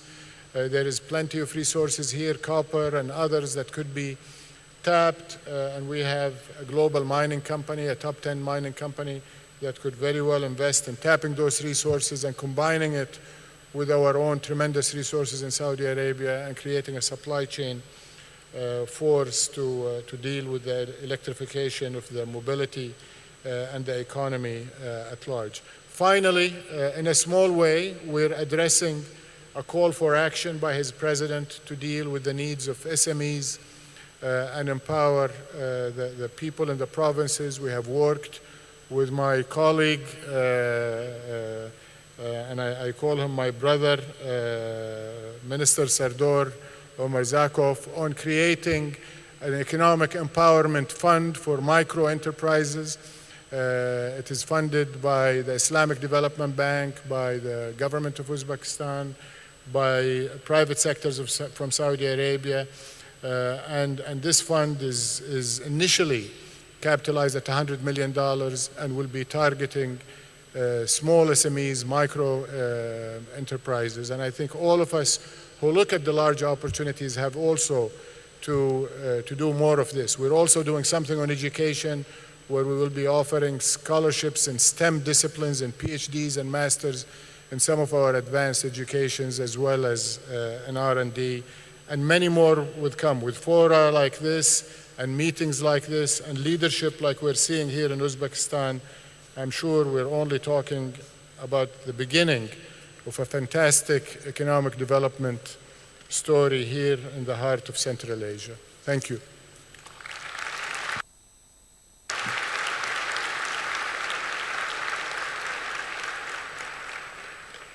Albatta yana bir marta minnatdorman sizdan. Mana shu 16-yil bilan 21-yil kelganingizda farqni ko'rib, men o'ylayman, mana siz bilan uchrashganimizdan keyin ham katta loyihalarni boshladik.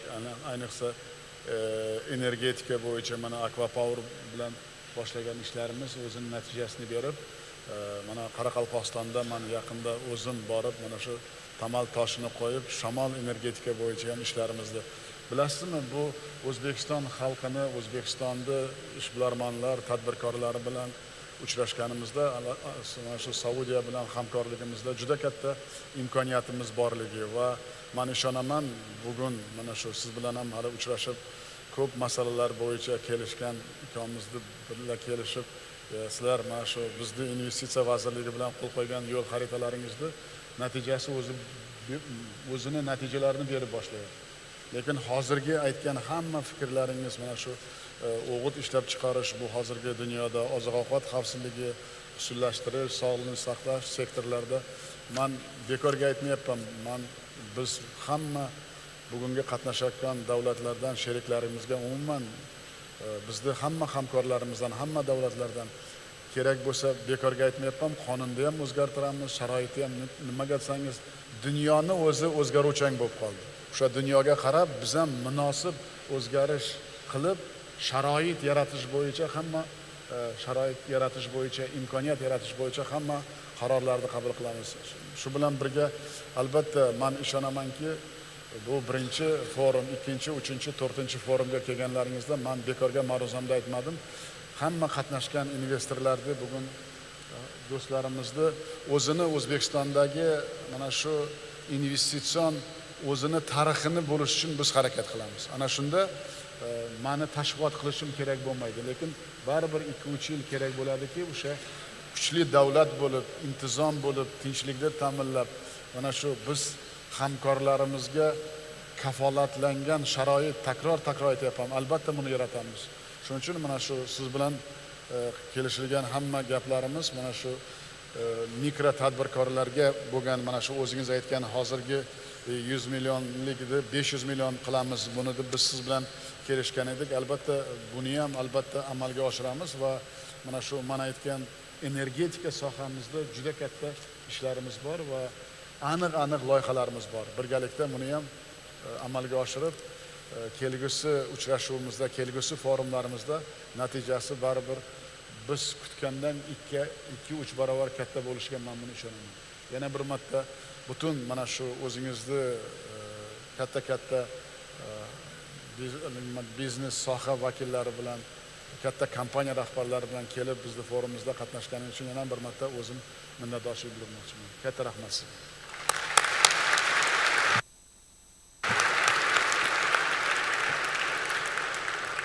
President, thank you very much again, and before that, thank you very much indeed, Minister, for joining us today.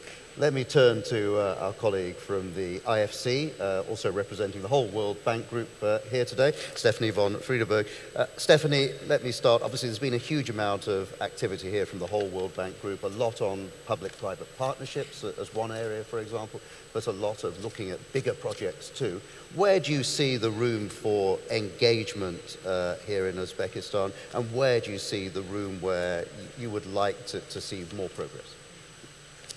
So Jonathan, thank you. And let me first, Your Excellency, Mr. President, fellow panelists and guests, it really is a pleasure to be here physically today.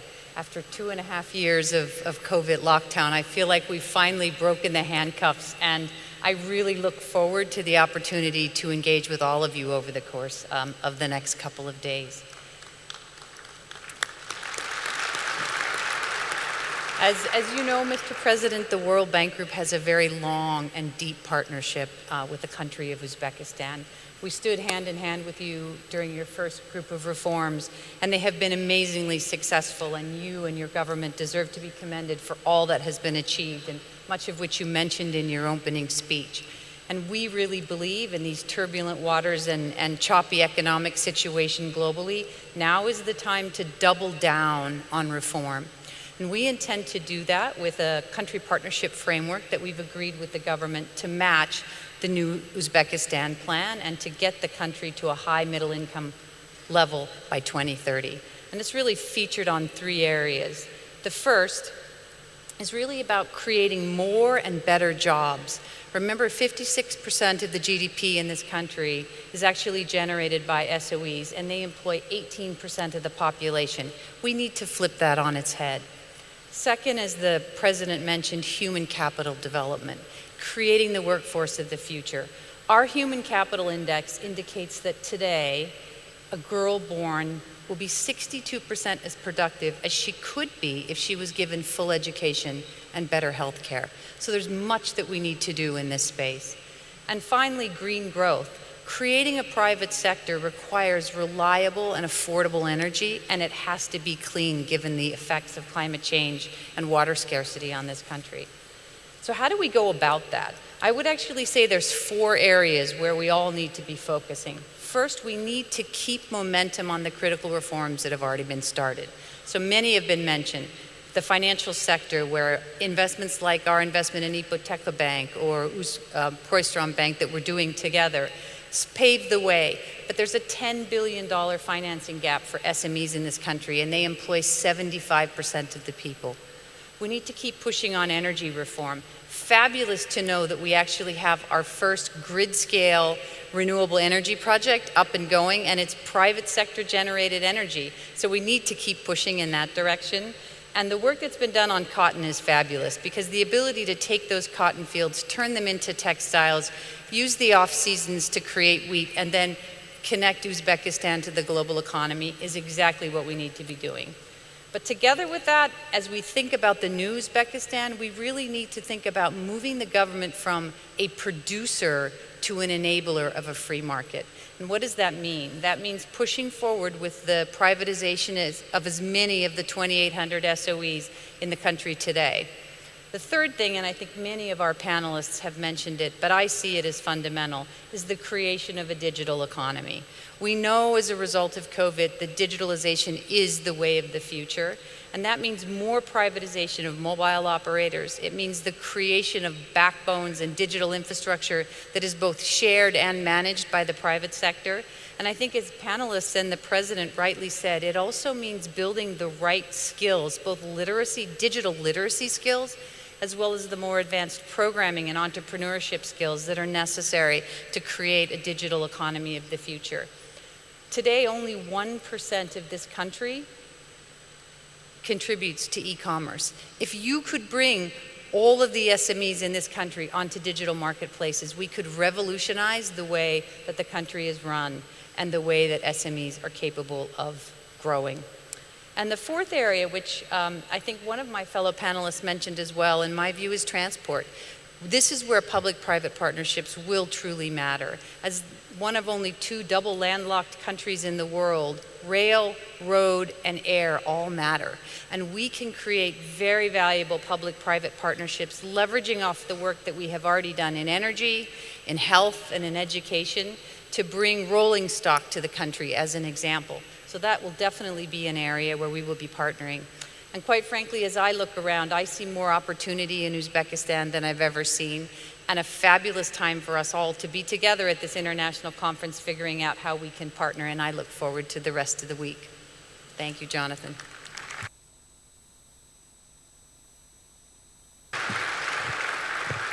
Yana bir marta Stefani xonim, sizga minnatdorman. Haqiqatda Jahon banki bilan bizda hamkorligimiz juda katta tarixga ega. O'zingiz aytgandek, yangi qirralarimiz ochilyapti, yangi imkoniyatlarimiz ochilyapti. Inson kapitaliga, ayollarga e'tiborimiz juda katta rivojlanyapti va bugungi mana shu siz aytganingizdek bizda tekstil sohani jahon iqtisodiyotiga kirib boryapti deganingiz, biz hech kim bizga ishonmasdi bundan 5 yil avval. Mana shunday tekstil, umuman paxtachilik sohasidagi mana shu davlat xususiy sherikchilik yoki mana shu mulkchilik shaklini mutlaqo o'zgartirib, hozir mana paxtachilikda va tekstil sohada katta o'zgarishlar va natija shu bilan birga bu juda katta ishchi joylari yaratyapmiz. Buni natijasini xalqimiz ko'rib turibdi. Shuning uchun sizlar bilan mana ham o'z ma'ruzamda aytdim. Bizning kelajagimiz, najotimiz raqamlashtirishda va biz mana shu Saudiya Arabistoni amirligi bilan qilayotgan 1 million dasturchini bekorga boshlaganimiz yo'q biz ishni.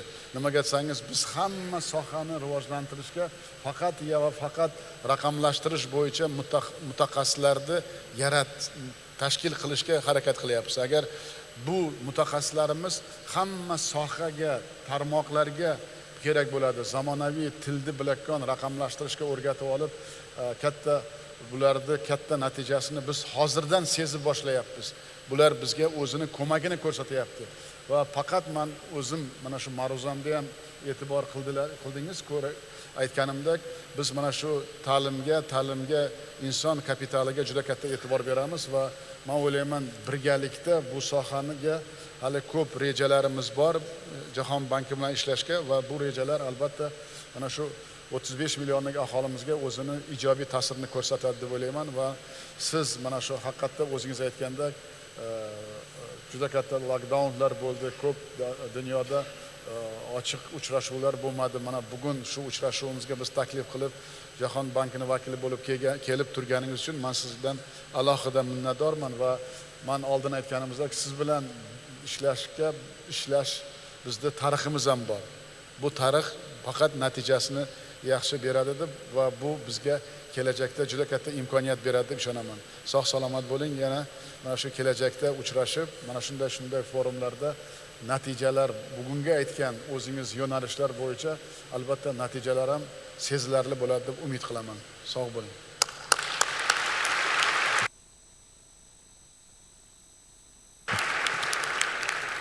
President, thank you very much. Stephanie von Friedenberg, thank you very much. And a value of a face-to-face meeting, I found it for myself as I was preparing for this meeting. I was just sitting outside, making some notes, and a gentleman came up to me and said, I want to invest in the textile sector here in Uzbekistan.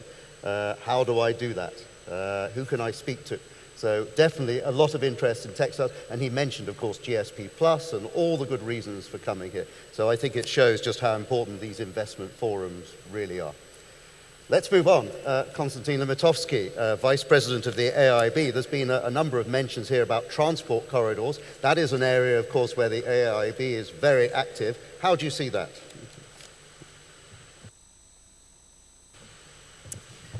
Yes, thank you, Jonathan, and of course, connectivity and the transport corridors is a very important thematic priority for AIB. But first, let me also say that we at AIB are very proud to be part of that important historical event, and we really thank His Excellency President Mirziyoyev and his team, his government, for allowing us to address this distinguished audience and the government. And we thank very much for getting us all together from all around the world and to speak about the present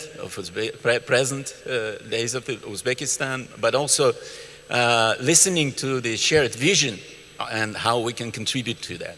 So I also want to say that President Chen Lichun of AIB was looking forward really to come and address personally the President, the audience, but due to the travel restrictions he cannot, and therefore allow me to once again on his behalf to congratulate Uzbekistan on launching this important event, that there will be many of them in the years to come, and it will gain importance not only for Uzbekistan but for the region as a whole. I'm quite confident on that. Uzbekistan is one of AIB 57 founding members who established the bank in 2016. And ever since then, AIB has worked in close cooperation with Uzbekistan under the leadership of His Excellency and his team. And the bank enjoyed strong support from the government of Uzbekistan, and we have developed close ties with the country and strong pipeline to support the Uzbekistan ambitious infrastructure development program. Up to now, we approved a total of 8 projects of $1.2 billion, and making Uzbekistan the 8th largest borrower among the 105 member countries. So, Jonathan, returning to your question on the connectivity and transportation corridor, let me return to the reminder of the President that about 1,000 years ago, this land was at the center of the major international trade corridors connecting East and West. But today, Central Asia remains one of the least connected intra-regionally and with the rest of Asia, which is the challenge for us and opportunity for us. AIB is the Asian infrastructure investment specialist.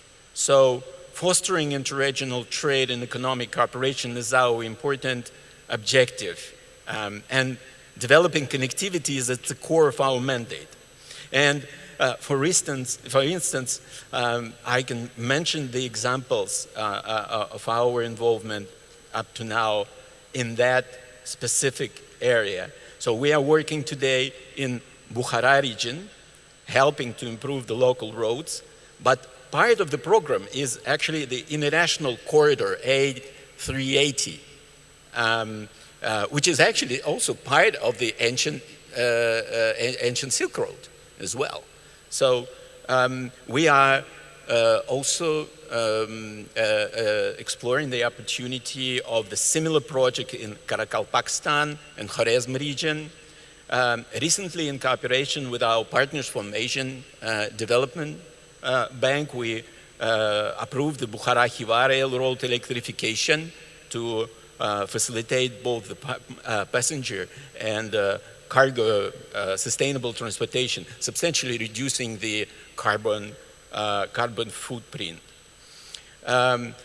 We agreed with the Ministry of Investment and Foreign Trade, led by our governor, Sardor Murzakov, to follow programmatic approach to the development of the rolling investment pipeline in the country. And it is of the size of 2 billion today. And there are many new connectivity opportunities which we are discussing with the government. With the global production and supply chain changing and diversifying, including as a result of the pandemic and spillovers from the present tensions in the region, Uzbekistan, we believe so, is standing out to benefit as a key land bridge between Asia and Europe, to play a central role, and as it did thousands years ago.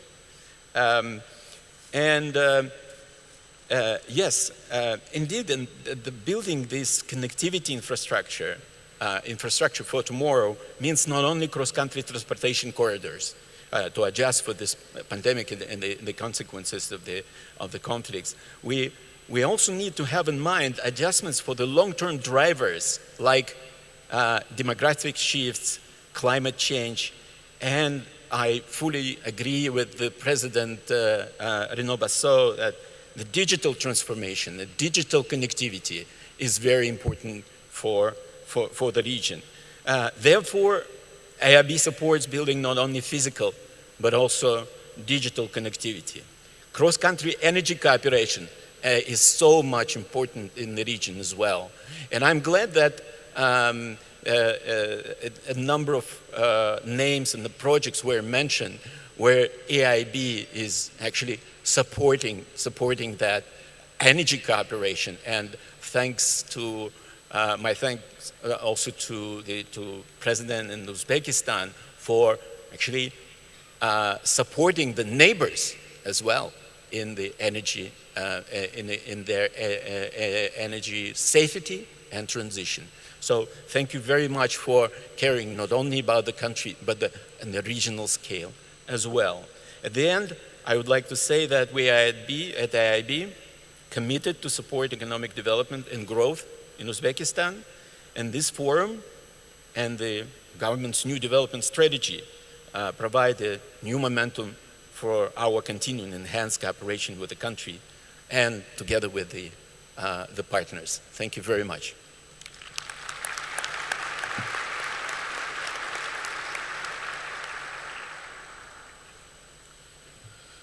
Alohida albatta mana shu ABI banki bilan biz ochilgandan beri juda katta hamkorlik qilyapmiz. Siz o'zingiz aytgandek mana shu hamkorlar ichida biz 8-o'ringa chiqqanimiz, mana shu investitsiyalarimiz, loyihalarimiz bo'yicha bu o'zining natijasini beryapti. Men ko'p marta bankda rahbari prezidenti bilan uchrashganimda birinchi mana shu iltimosim yo'l infrastrukturasiga bo'lgan katta e'tiborni qaratuvdik. Ichimlik suv bo'yicha mana hozir haqiqatda Buxoroni rahbariyati ham buxoroliklar biladi. Men Buxoroda birinchi bo'lib va'da beruvdimki, mana shu yo'l va ichimlik suv bo'yicha ABI bankimiz bizga katta ko'mak bo'ladi deb. Haqiqatda bu ko'mak bo'layapti va ishlarimiz natijasini ham xalqimiz ko'rib turibdi. Shuning uchun men alohida bankka, rahbariyatiga, prezidentiga va alohida sizga o'zingiz bugun mana shu bizda anjumanimizga kelib, mana shu kelajak strategiyamizga, kelajak yo'nalishlarimiz bo'yicha o'zingiz ham hozir ko'p masalalarda qayta taklif berdingiz Qoraqalpog'iston va Xorazmda bo'layotgan ishlarimiz bo'yicha. Albatta bu hammasi bizga juda katta ertangi mana shu infrastrukturamizni qurish bo'yicha katta o'zini ijobiy ta'sirini ko'rsatadi deb o'ylayman. Va yana bir marta mana shu raqamlashtirish bo'yicha aytdingiz, energetika bo'yicha aytdingiz. Mana men o'zim aytganimdek bizda hozir 120 milliardlik loyihalarimiz tayyor. Albatta bu loyihalarni shu har bitta bank bilan, salohiyatli bank bizda hamkorlarimiz bilan har bir tarmog'imizga, har bir hududimizga o'zi yo'nalishini, natijasini va pirovard maqsadda odamlarni roziligiga yetkazadi. Shuning uchun mana hamkorligimizga ko'p bo'lmagan bo'lsa ham yil nuqtai nazaridan, lekin natijadorlik nuqtai nazaridan katta o'zini hissasini va o'zining natijasini beryapti. Men yana bir marta bank rahbariyatiga, prezidentiga va sizga va butun shu kollektivimizga rahmat aytib, aytganingizdek bunday hali bizda forumlar ko'p bo'ladi. Ana shunda natijalar ham men o'ylayman biz kutgandan ortiqroq bo'ladi deb umid qilaman. Katta rahmat sizga.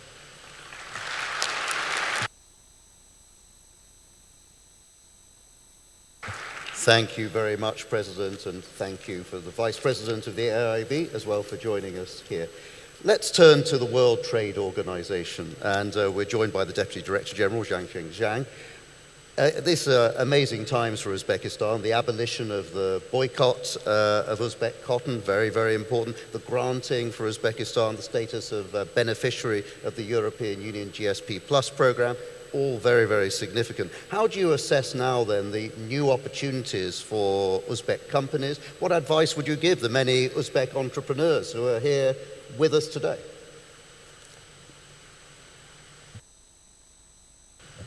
Thank you, Jonathan. Before responding to your question, I would like to congratulate Uzbekistan on the opening of the International Investment Forum. During my last visit of Uzbekistan several months ago, I had the opportunity to visit Bukhara.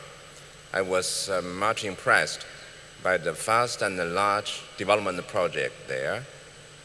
Bukhara is becoming a destination of new investment, and I think this is the case for the whole Uzbekistan.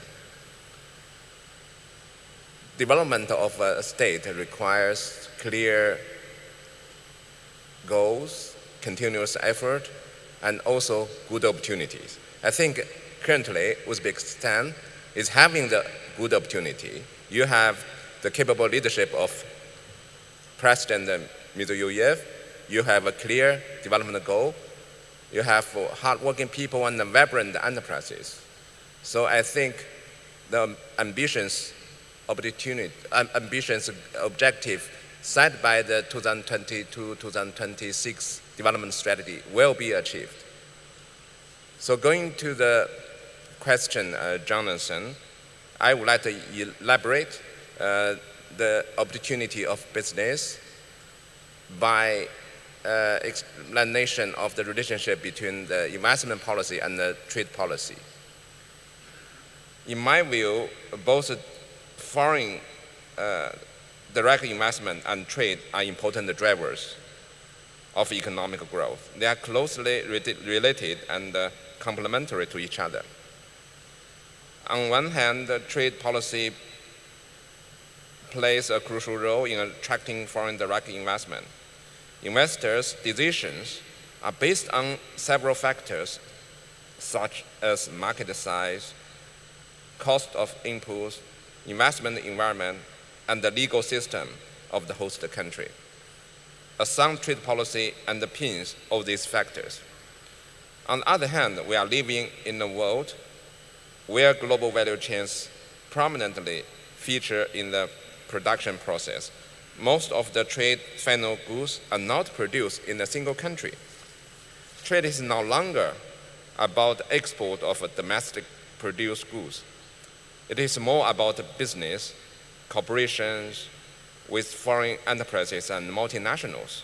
Both trade policy and the investment policy are about integrating the country into the global value chains. So, and this framework, I think, the accession of Uzbekistan to the WTO is a very important one. The WTO membership entails a lot of potential benefits for existing countries. First, accession to the WTO will provide immense market access opportunity for Uzbek business and exports that will lead to creating additional jobs and significantly raising living standard.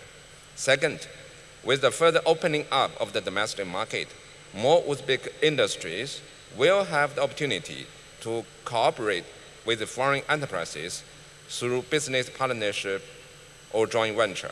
They will attract additional foreign investment, learn advanced technologies, benefit from rich business management experience and thus become more competitive in the international market. And third, the WTO membership, by bringing Uzbekistan's policy in line with the international trade rules, will help the country improve governance, increase efficiency, and become a fully competitive and dynamic modern economy. Just now, some panelists mentioned the SME. The small business is important for the economic development. However, those small and medium-sized enterprises, they are hit heavily in the COVID-19 pandemic. We need to help them. They account for 95% of companies across the globe and 60% of the world's total employment. To help some business participate in international trade, and the informal working group in the WTO has been working on issues such as cyber readiness, facilitating impact of low-value shipments, and innovative policies for small business. Guidance and good practice have been provided to policymakers. So WTO membership will enable Uzbek small business to benefit from the international market. So this is another benefit of the WTO accession. Uzbekistan has resumed its WTO accession process in the past few years. The WTO members are supportive of the accession process and are keen to see progress and welcome Uzbekistan as a fully fledged member of the WTO. Accession to the WTO is never easy for any country, but I'm confident that with the joint efforts of Uzbekistan, the existing WTO members, and the relevant international development organizations, Uzbekistan can become a full-fledged WTO member in the near future. I just mentioned that Uzbekistan is having everything, but there's one thing is missing.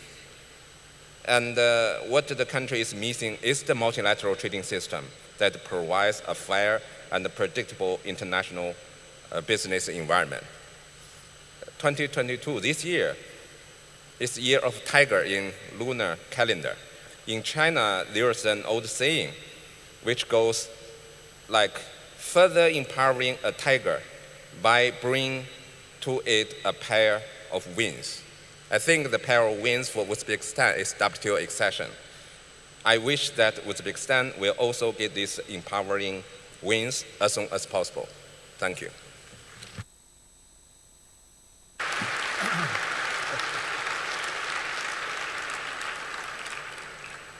Janobjon, katta rahmat. Man har safar O'zbekistonga kelganda mana shunday yaxshi niyatlar aytasiz, istaklar bildirasiz va siz aytganingizdek mana shu bizni Jahon savdo tashkilotiga a'zo bo'lishga intilishlarimiz bejiz emas. Nima uchunligini siz o'zingiz hammasini hozir takror mana shu eksportni rivojlantirish uchun, sanoat bozoriga mana shu investitsiyalar olib kelish uchun va sanoatimizni rivojlantirish bo'yicha ishlab chiqarishni rivojlantirish uchun albatta biz juda katta harakatlar qilyapmiz. Shuning uchun bitta narsa, she'r yilida bizni siz bilan birgalikda mana sizni ko'mangiz orqali mana shu yo'lbars yilida yo'lbarslarcha harakat qilamiz va qanday og'ir bo'lmasin, mana bugun butun tadbirkorlarimiz, O'zbekistondagi tadbirkorlar ham, bizdagi hamkorlarimiz, investorlar ham sizni bu yerga kelganingiz va biz bilan hamkor bo'lib, mana shu bizni tayyorgarligimizni qo'llab-quvvatlaganingiz uchun siz aytgan yo'lbarsdek harakat qilishga albatta hammamiz harakat qilamiz va yo'lbars yilida qandaydir natijaga yetib, kelgusi yillarda mana shu natijamiz o'zini shu O'zbekistonda ham hamma imkoniyatlari, ochiqlik siyosati, mana shu investitsiya jozibadorlik, siz aytgandek xalqaro savdo tizimiga kirishni tezlashtirish bo'yicha harakatlarimizni siz bilan birgalikda va sizni mana shu hamkorligingizda, sizni komandangiz bilan mana bizni komandamiz juda qattiq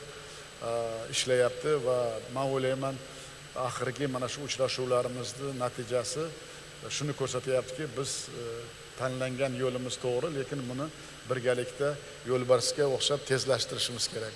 Mana shunda sizni hamkorligingiz va sizni qandaydir e'tiboringizni biz o'ylaymanki hozir ham ko'ryapmiz, kelajakda ham mana shuni tezlashtirish bo'yicha sizning alohida e'tiboringizni ham mana shu qandaydir hamkorligimizga va tezlashtirishga sezilarli qanday turtki berasiz degan umiddamiz.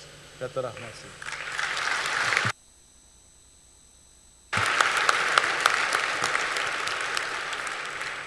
Thank you very much indeed, President. Thank you to the World Trade Organization as well. Well, what a dynamic panel it's been, as dynamic as the atmosphere in this room and at this forum. I'd like to come back to you, President Mirziyoyev. We've heard a lot about tigers. Tigers are very brave, they're very courageous. I remember coming here with the EBRD delegation in about 2017 as we were re-engaging at the very beginning of your first term in the office, and thinking actually how brave and courageous it was of you to pursue reform. That reform is never easy, it's a tough path, particularly in the circumstances in which you started to pursue it. So a very brave move. And I also got the impression then, and have had the impression since listening to you, that it wasn't just about the head, it's not just about politics, it's about the heart as well. That your heart is very much in this. This is a very personal mission for you, to want to see your country improve. And you've pursued it with that, it always feels, in that way. You've talked about Uzbeks living their life with dignity and honor. These things are obviously very important to you. And I wonder, perhaps it would be a good way to end, if we were to meet here again in the end of your second term, what is your personal wish for the way your country is going to seem at that point? How is it going to feel? What's it going to be like?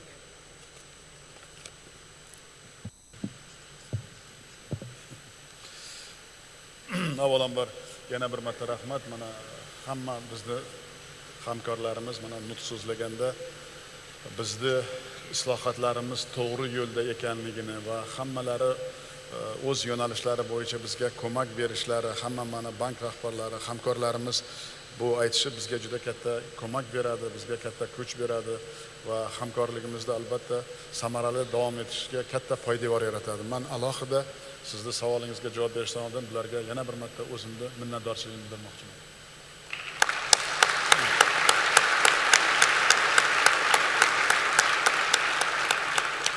Albatta sizning savolingizga javob berish uchun men bitta narsani javobdan oldin yana bir marta bir narsani 16-yilda biz mana shunday katta marralarda qabul qilganda men ma'ruzamda ham aytdim, hamma odamlar ham bizga ishongan emas edi. Mana shunday qisqa fursatda mana shunday natijalarning eng katta narsasi mana shu bizda demokratik islohotlar, inson huquqini ta'minlash, insonni eng katta narsa emin erkin yashash. Men o'zim mana shu ko'p qishloqlarda bo'laman, o'zim qishloqda katta bo'lganman va O'zbekiston sharoitidagi odamlarni, qishloq odamlarni niyatlarini, istaklarini va odamlarni ancha qiynalib qolganlarini o'z ko'zim bilan ko'rganim menga juda katta turtki berdiki, bunday yashashga, bunday iqtisodiyotni va bunday odamlarni hozirgi tilaklaridan inobatga olib, odamlarni xohishlarini inobatga olib, keskin mana shu ishlarni, mana shu islohotlarimizni keskin olib bormasak, odamlar bizga ishonmasligini men bilardim. Shuning uchun albatta oddiy odamlar hayotini, ularni muammolarini bilish nuqtai nazaridan biz mana shu butun komandamiz bilan birinchi kundan boshlab mana shu qasamyod qabul qilgandan boshlab men bitta narsani aytuvdimki, bizda hamma yo'nalishlarimiz mana shu insonni rozi qilish, insonlarni rozi qilish. Qanday qilib shu insonlarni rozi qilamiz va qanday islohotlar amalga oshirishimiz kerak ediki, bugun mana shu birinchi yutuqlarga, birinchi natijalarga, mana shu bugun aytilgan mana shu ko'p natijalarimiz, ijobiy natijalarimiz bitta narsa, odamlar mana shu odamlar ishongani, odamlarning dunyoqarashi ishongani va men ma'ruzamda ham aytdim, O'zbekiston juda katta imkoniyati, katta mamlakat. Agar biz ana shu imkoniyatlardan to'g'ri foydalanib, mana shu buyuk xalqimizning fikrlarini, niyatlaridan to'g'ri foydalanib, mana shu yo'limiz to'g'riligini yana bir marta xalqimizga, odamlarimizga ishontirib, mana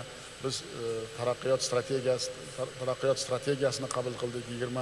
2026-yillarga yerda hamma narsa batafsil hamma narsa yozilgan va yozilgan bilan birga nima qilishimiz kerak, kim qilish kerak, qanday qilish kerak, qaysi sohalarda biz o'zgartirishimiz, qay darajaga hamma sohalarda, tarmoqlarda, hududlarda nimalarga erishishimiz mumkin va shunda eng katta narsa odam inson qadriga e'tibor berib, inson qadrini yuqori tarzda ko'rib, odamlar bilan bamaslahat ko'rib, biz bilasizlarmi, kichkina mamlakat emas, biz 35 milliondan oshdik. Bu juda katta mamlakat, O'rta Osiyoda eng katta mamlakat. Shu bilan birga 60% ko'prog'i bizda yoshlar. Mana men o'zim eng katta meni harakatlarim, har bir qo'ygan qadamim, har bir qo'ygan qarorimga mana shu kelajakda yoshlarga nimalar biz yaratamiz. Mana men bugun aytgan maktabgacha ta'lim, xalq ta'limini mutlaqo o'zgartirdik. Oliy ta'limga mana sifat nuqtai nazardan 159 taga oliygohlar yetdi. 9% dan 28% ga yetkazdik.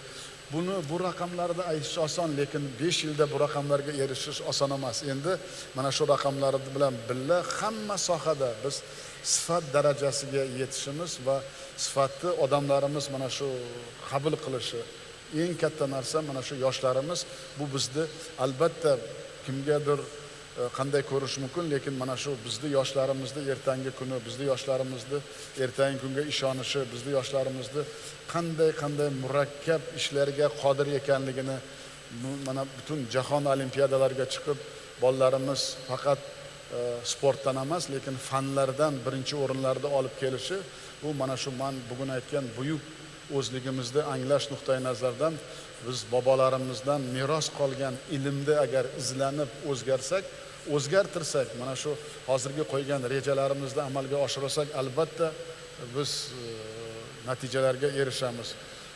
Eng katta narsa odamlarimiz qandaydir ertangi kelajakda emas, natijalarni, o'zgarishlarni bugun ko'rmoqchi. Bugun mana shu o'zining hayotida har bir mana bizda eng katta mana shu yo'nalishlar bo'yicha biz insonlarni qayerda biz muammolarni qadrini bilmoqchi bo'lsak, biz mana shu mahalla tizimini o'zgartirish bo'yicha katta harakat qilyapmiz. Mahalla deganimiz eng quyi pog'onada, jamiyatimizda eng quyi pog'onasida xalqlar, mana shu xalqimizning dardi, muammolari hamma sohalarda, ishsizlik bilan ta'minlash, tibbiyotda to'g'rilash, xalq ta'limini joy-joyiga qo'yish, maktabgacha ta'lim, ayollarga munosib ish joylar yaratish, shu bilan birga mana shu hammasi mujassam qilib, mana shu eng quyi pog'onada prezident o'zini vakillarini qo'ygani bejiz emas.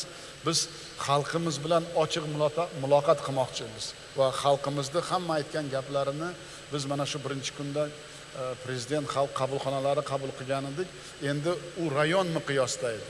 Endi mana shu xalq qabulxonalari, odamlarning ovozi eng quyi pog'onada, shu odamlarning quyi pog'onasida mahalla ovozi, mahallada xalqning ovozini eshitib, hamma mana shu ishlarimizni, men o'ylayman, chora tadbirlarimizni natijadorligini odamlar bizga baho bersa, o'shanda natija bo'ladi. Albatta, men qaysi tarzda ko'rishimizni men qisqacha o'zimda ma'ruzamda hamma yo'nalish bo'yicha aytib berdim va qanday raqamlarga, qanday natijalarga erishish mumkinligini va qanday rejalar qilishimiz to'g'risida ham men o'z ma'ruzamda aytdim. Men o'ylayman, qaytarishga uni vaqtimiz ham zib, lekin eng katta narsa, bitta narsani men o'zimga aniq tasavvur qilaman. Har safar agar har bir qilgan ishlarimizni, qabul qilgan qarorlarimizni, farmonlarimizni, uchrashuvlarimizni, mana shunday o'tkazayotgan katta forumlarimizda ham men har safar bitta narsaga, natija nima bo'ladi, odamlarimiz qanday qabul qiladi, uzoq qishloqlarda qanday qabul qiladi deb o'zimga savol beraman va bu savollarga men ertaga bunday qilamiz deb oldingida quruq safsata bilan, quruq gaplar bilan, quruq qog'oz bilan ish qilishni umuman o'zimga yot ko'rmayman. Meni eng katta maqsadim shu odamlarni qandaydir roziligiga erishish va odamlarni mana shu intilishlariga munosib ishlar qilish va ko'proq odamlar bilan muloqot qilish. Odamlar deganim davlat idoralari xalqqa xizmat qilish. Bizda oldin bunday emas edi. Xalq davlat idoralariga xizmat qilardi. Oldin birinchi davlat edim, jamiyat edim. Men birinchi masala inson, jamiyat, keyin davlat deb qo'yapman. Mana shu eng katta tamoyin. Agar shu tamoyinlarga munosib bo'lib biz mana shu harakatlarimizni natijadorligiga erishib xalqimiz qandaydir o'z dunyoqarashini shu islohotlar bilan birga o'zgartirib ishonib boraversa, men o'ylayman mana shu qo'ygan katta natijalarga albatta erishamiz. Men bunga albatta ishonaman. Nimaga desangiz, O'zbekiston juda katta imkoniyatlari bor mamlakat. Faqat yer osti boyliklari emas, men aytganimdek mana shu mehnatkash, juda mehnatkash, serg'ayratli, uddaburon xalqimiz bor. Shiddatli yoshlarimiz bor. Ana shularga ishonib, albatta katta marralarga erishishni men ko'z oldimga tasavvur qilaman. Lekin bitta narsa hakam vaqt. Mana shu tahlikali zamonda mana shu vaqt hakam bo'lganini inobatga olib, faqat va faqat xalqimiz bilan bamaslahat qilib, faqat va faqat xalqimizni rozi qilib, qadamma-qadam qilgan ishlarimizni natijasiga ko'ra muammolarini ham birga bilib, qaror farmonlarimizni o'zgartirib, xalqqa tegishli mana bugun o'tirgan bu forumimizda tadbirkorlarni mana shu agar mana bugungi tadbirkorni qaysini ko'tarsangiz, agar insof, diyonat nuqtai nazarda aytsak, haqiqat va adolat nuqtai nazarda aytsak, albatta ularga juda katta keng yo'llarni ochib beryapmiz. Lekin hali bu kam, ular kutgandek emas. Men buni juda yaxshi bilaman. Hali xususiy sektorga ham juda ko'p imkoniyatlar berolmayapmiz. Nimaga desangiz, imkoniyatlarimiz hali keng emas. Lekin biz mana shu imkoniyatlardan to'g'ri foydalanib, kelajakda to'g'ri mana shu taraqqiyot strategiyamizda hamma narsa yozilgan. Ana shu taraqqiyot strategiyamizni birgalikda amalga oshirsak, men kutayotgan jonajon vatanimizni, buyuk O'zbekistonimizni, yangi O'zbekistonning natijasi albatta xalqimiz kutgandek bo'ladi va shunga munosib butun komandamiz bilan xizmat qilamiz.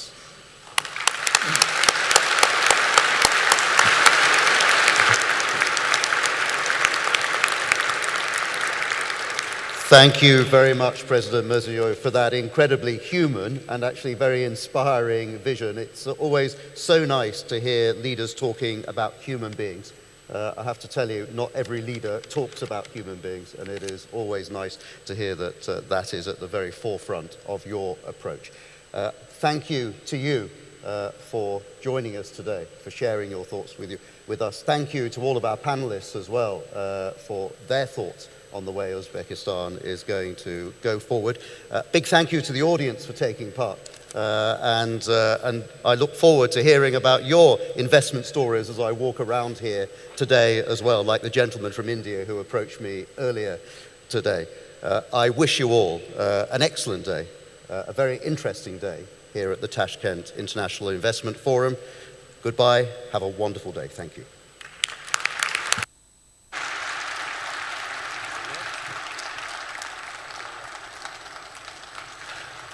Aziz mehmonlar, hurmatli tadbir qatnashchilari, hozir esa tanaffus e'lon qilinadi. Dear guests of honor, dear participants of the forum, ladies and gentlemen, now we would like to announce the coffee break. Please enjoy.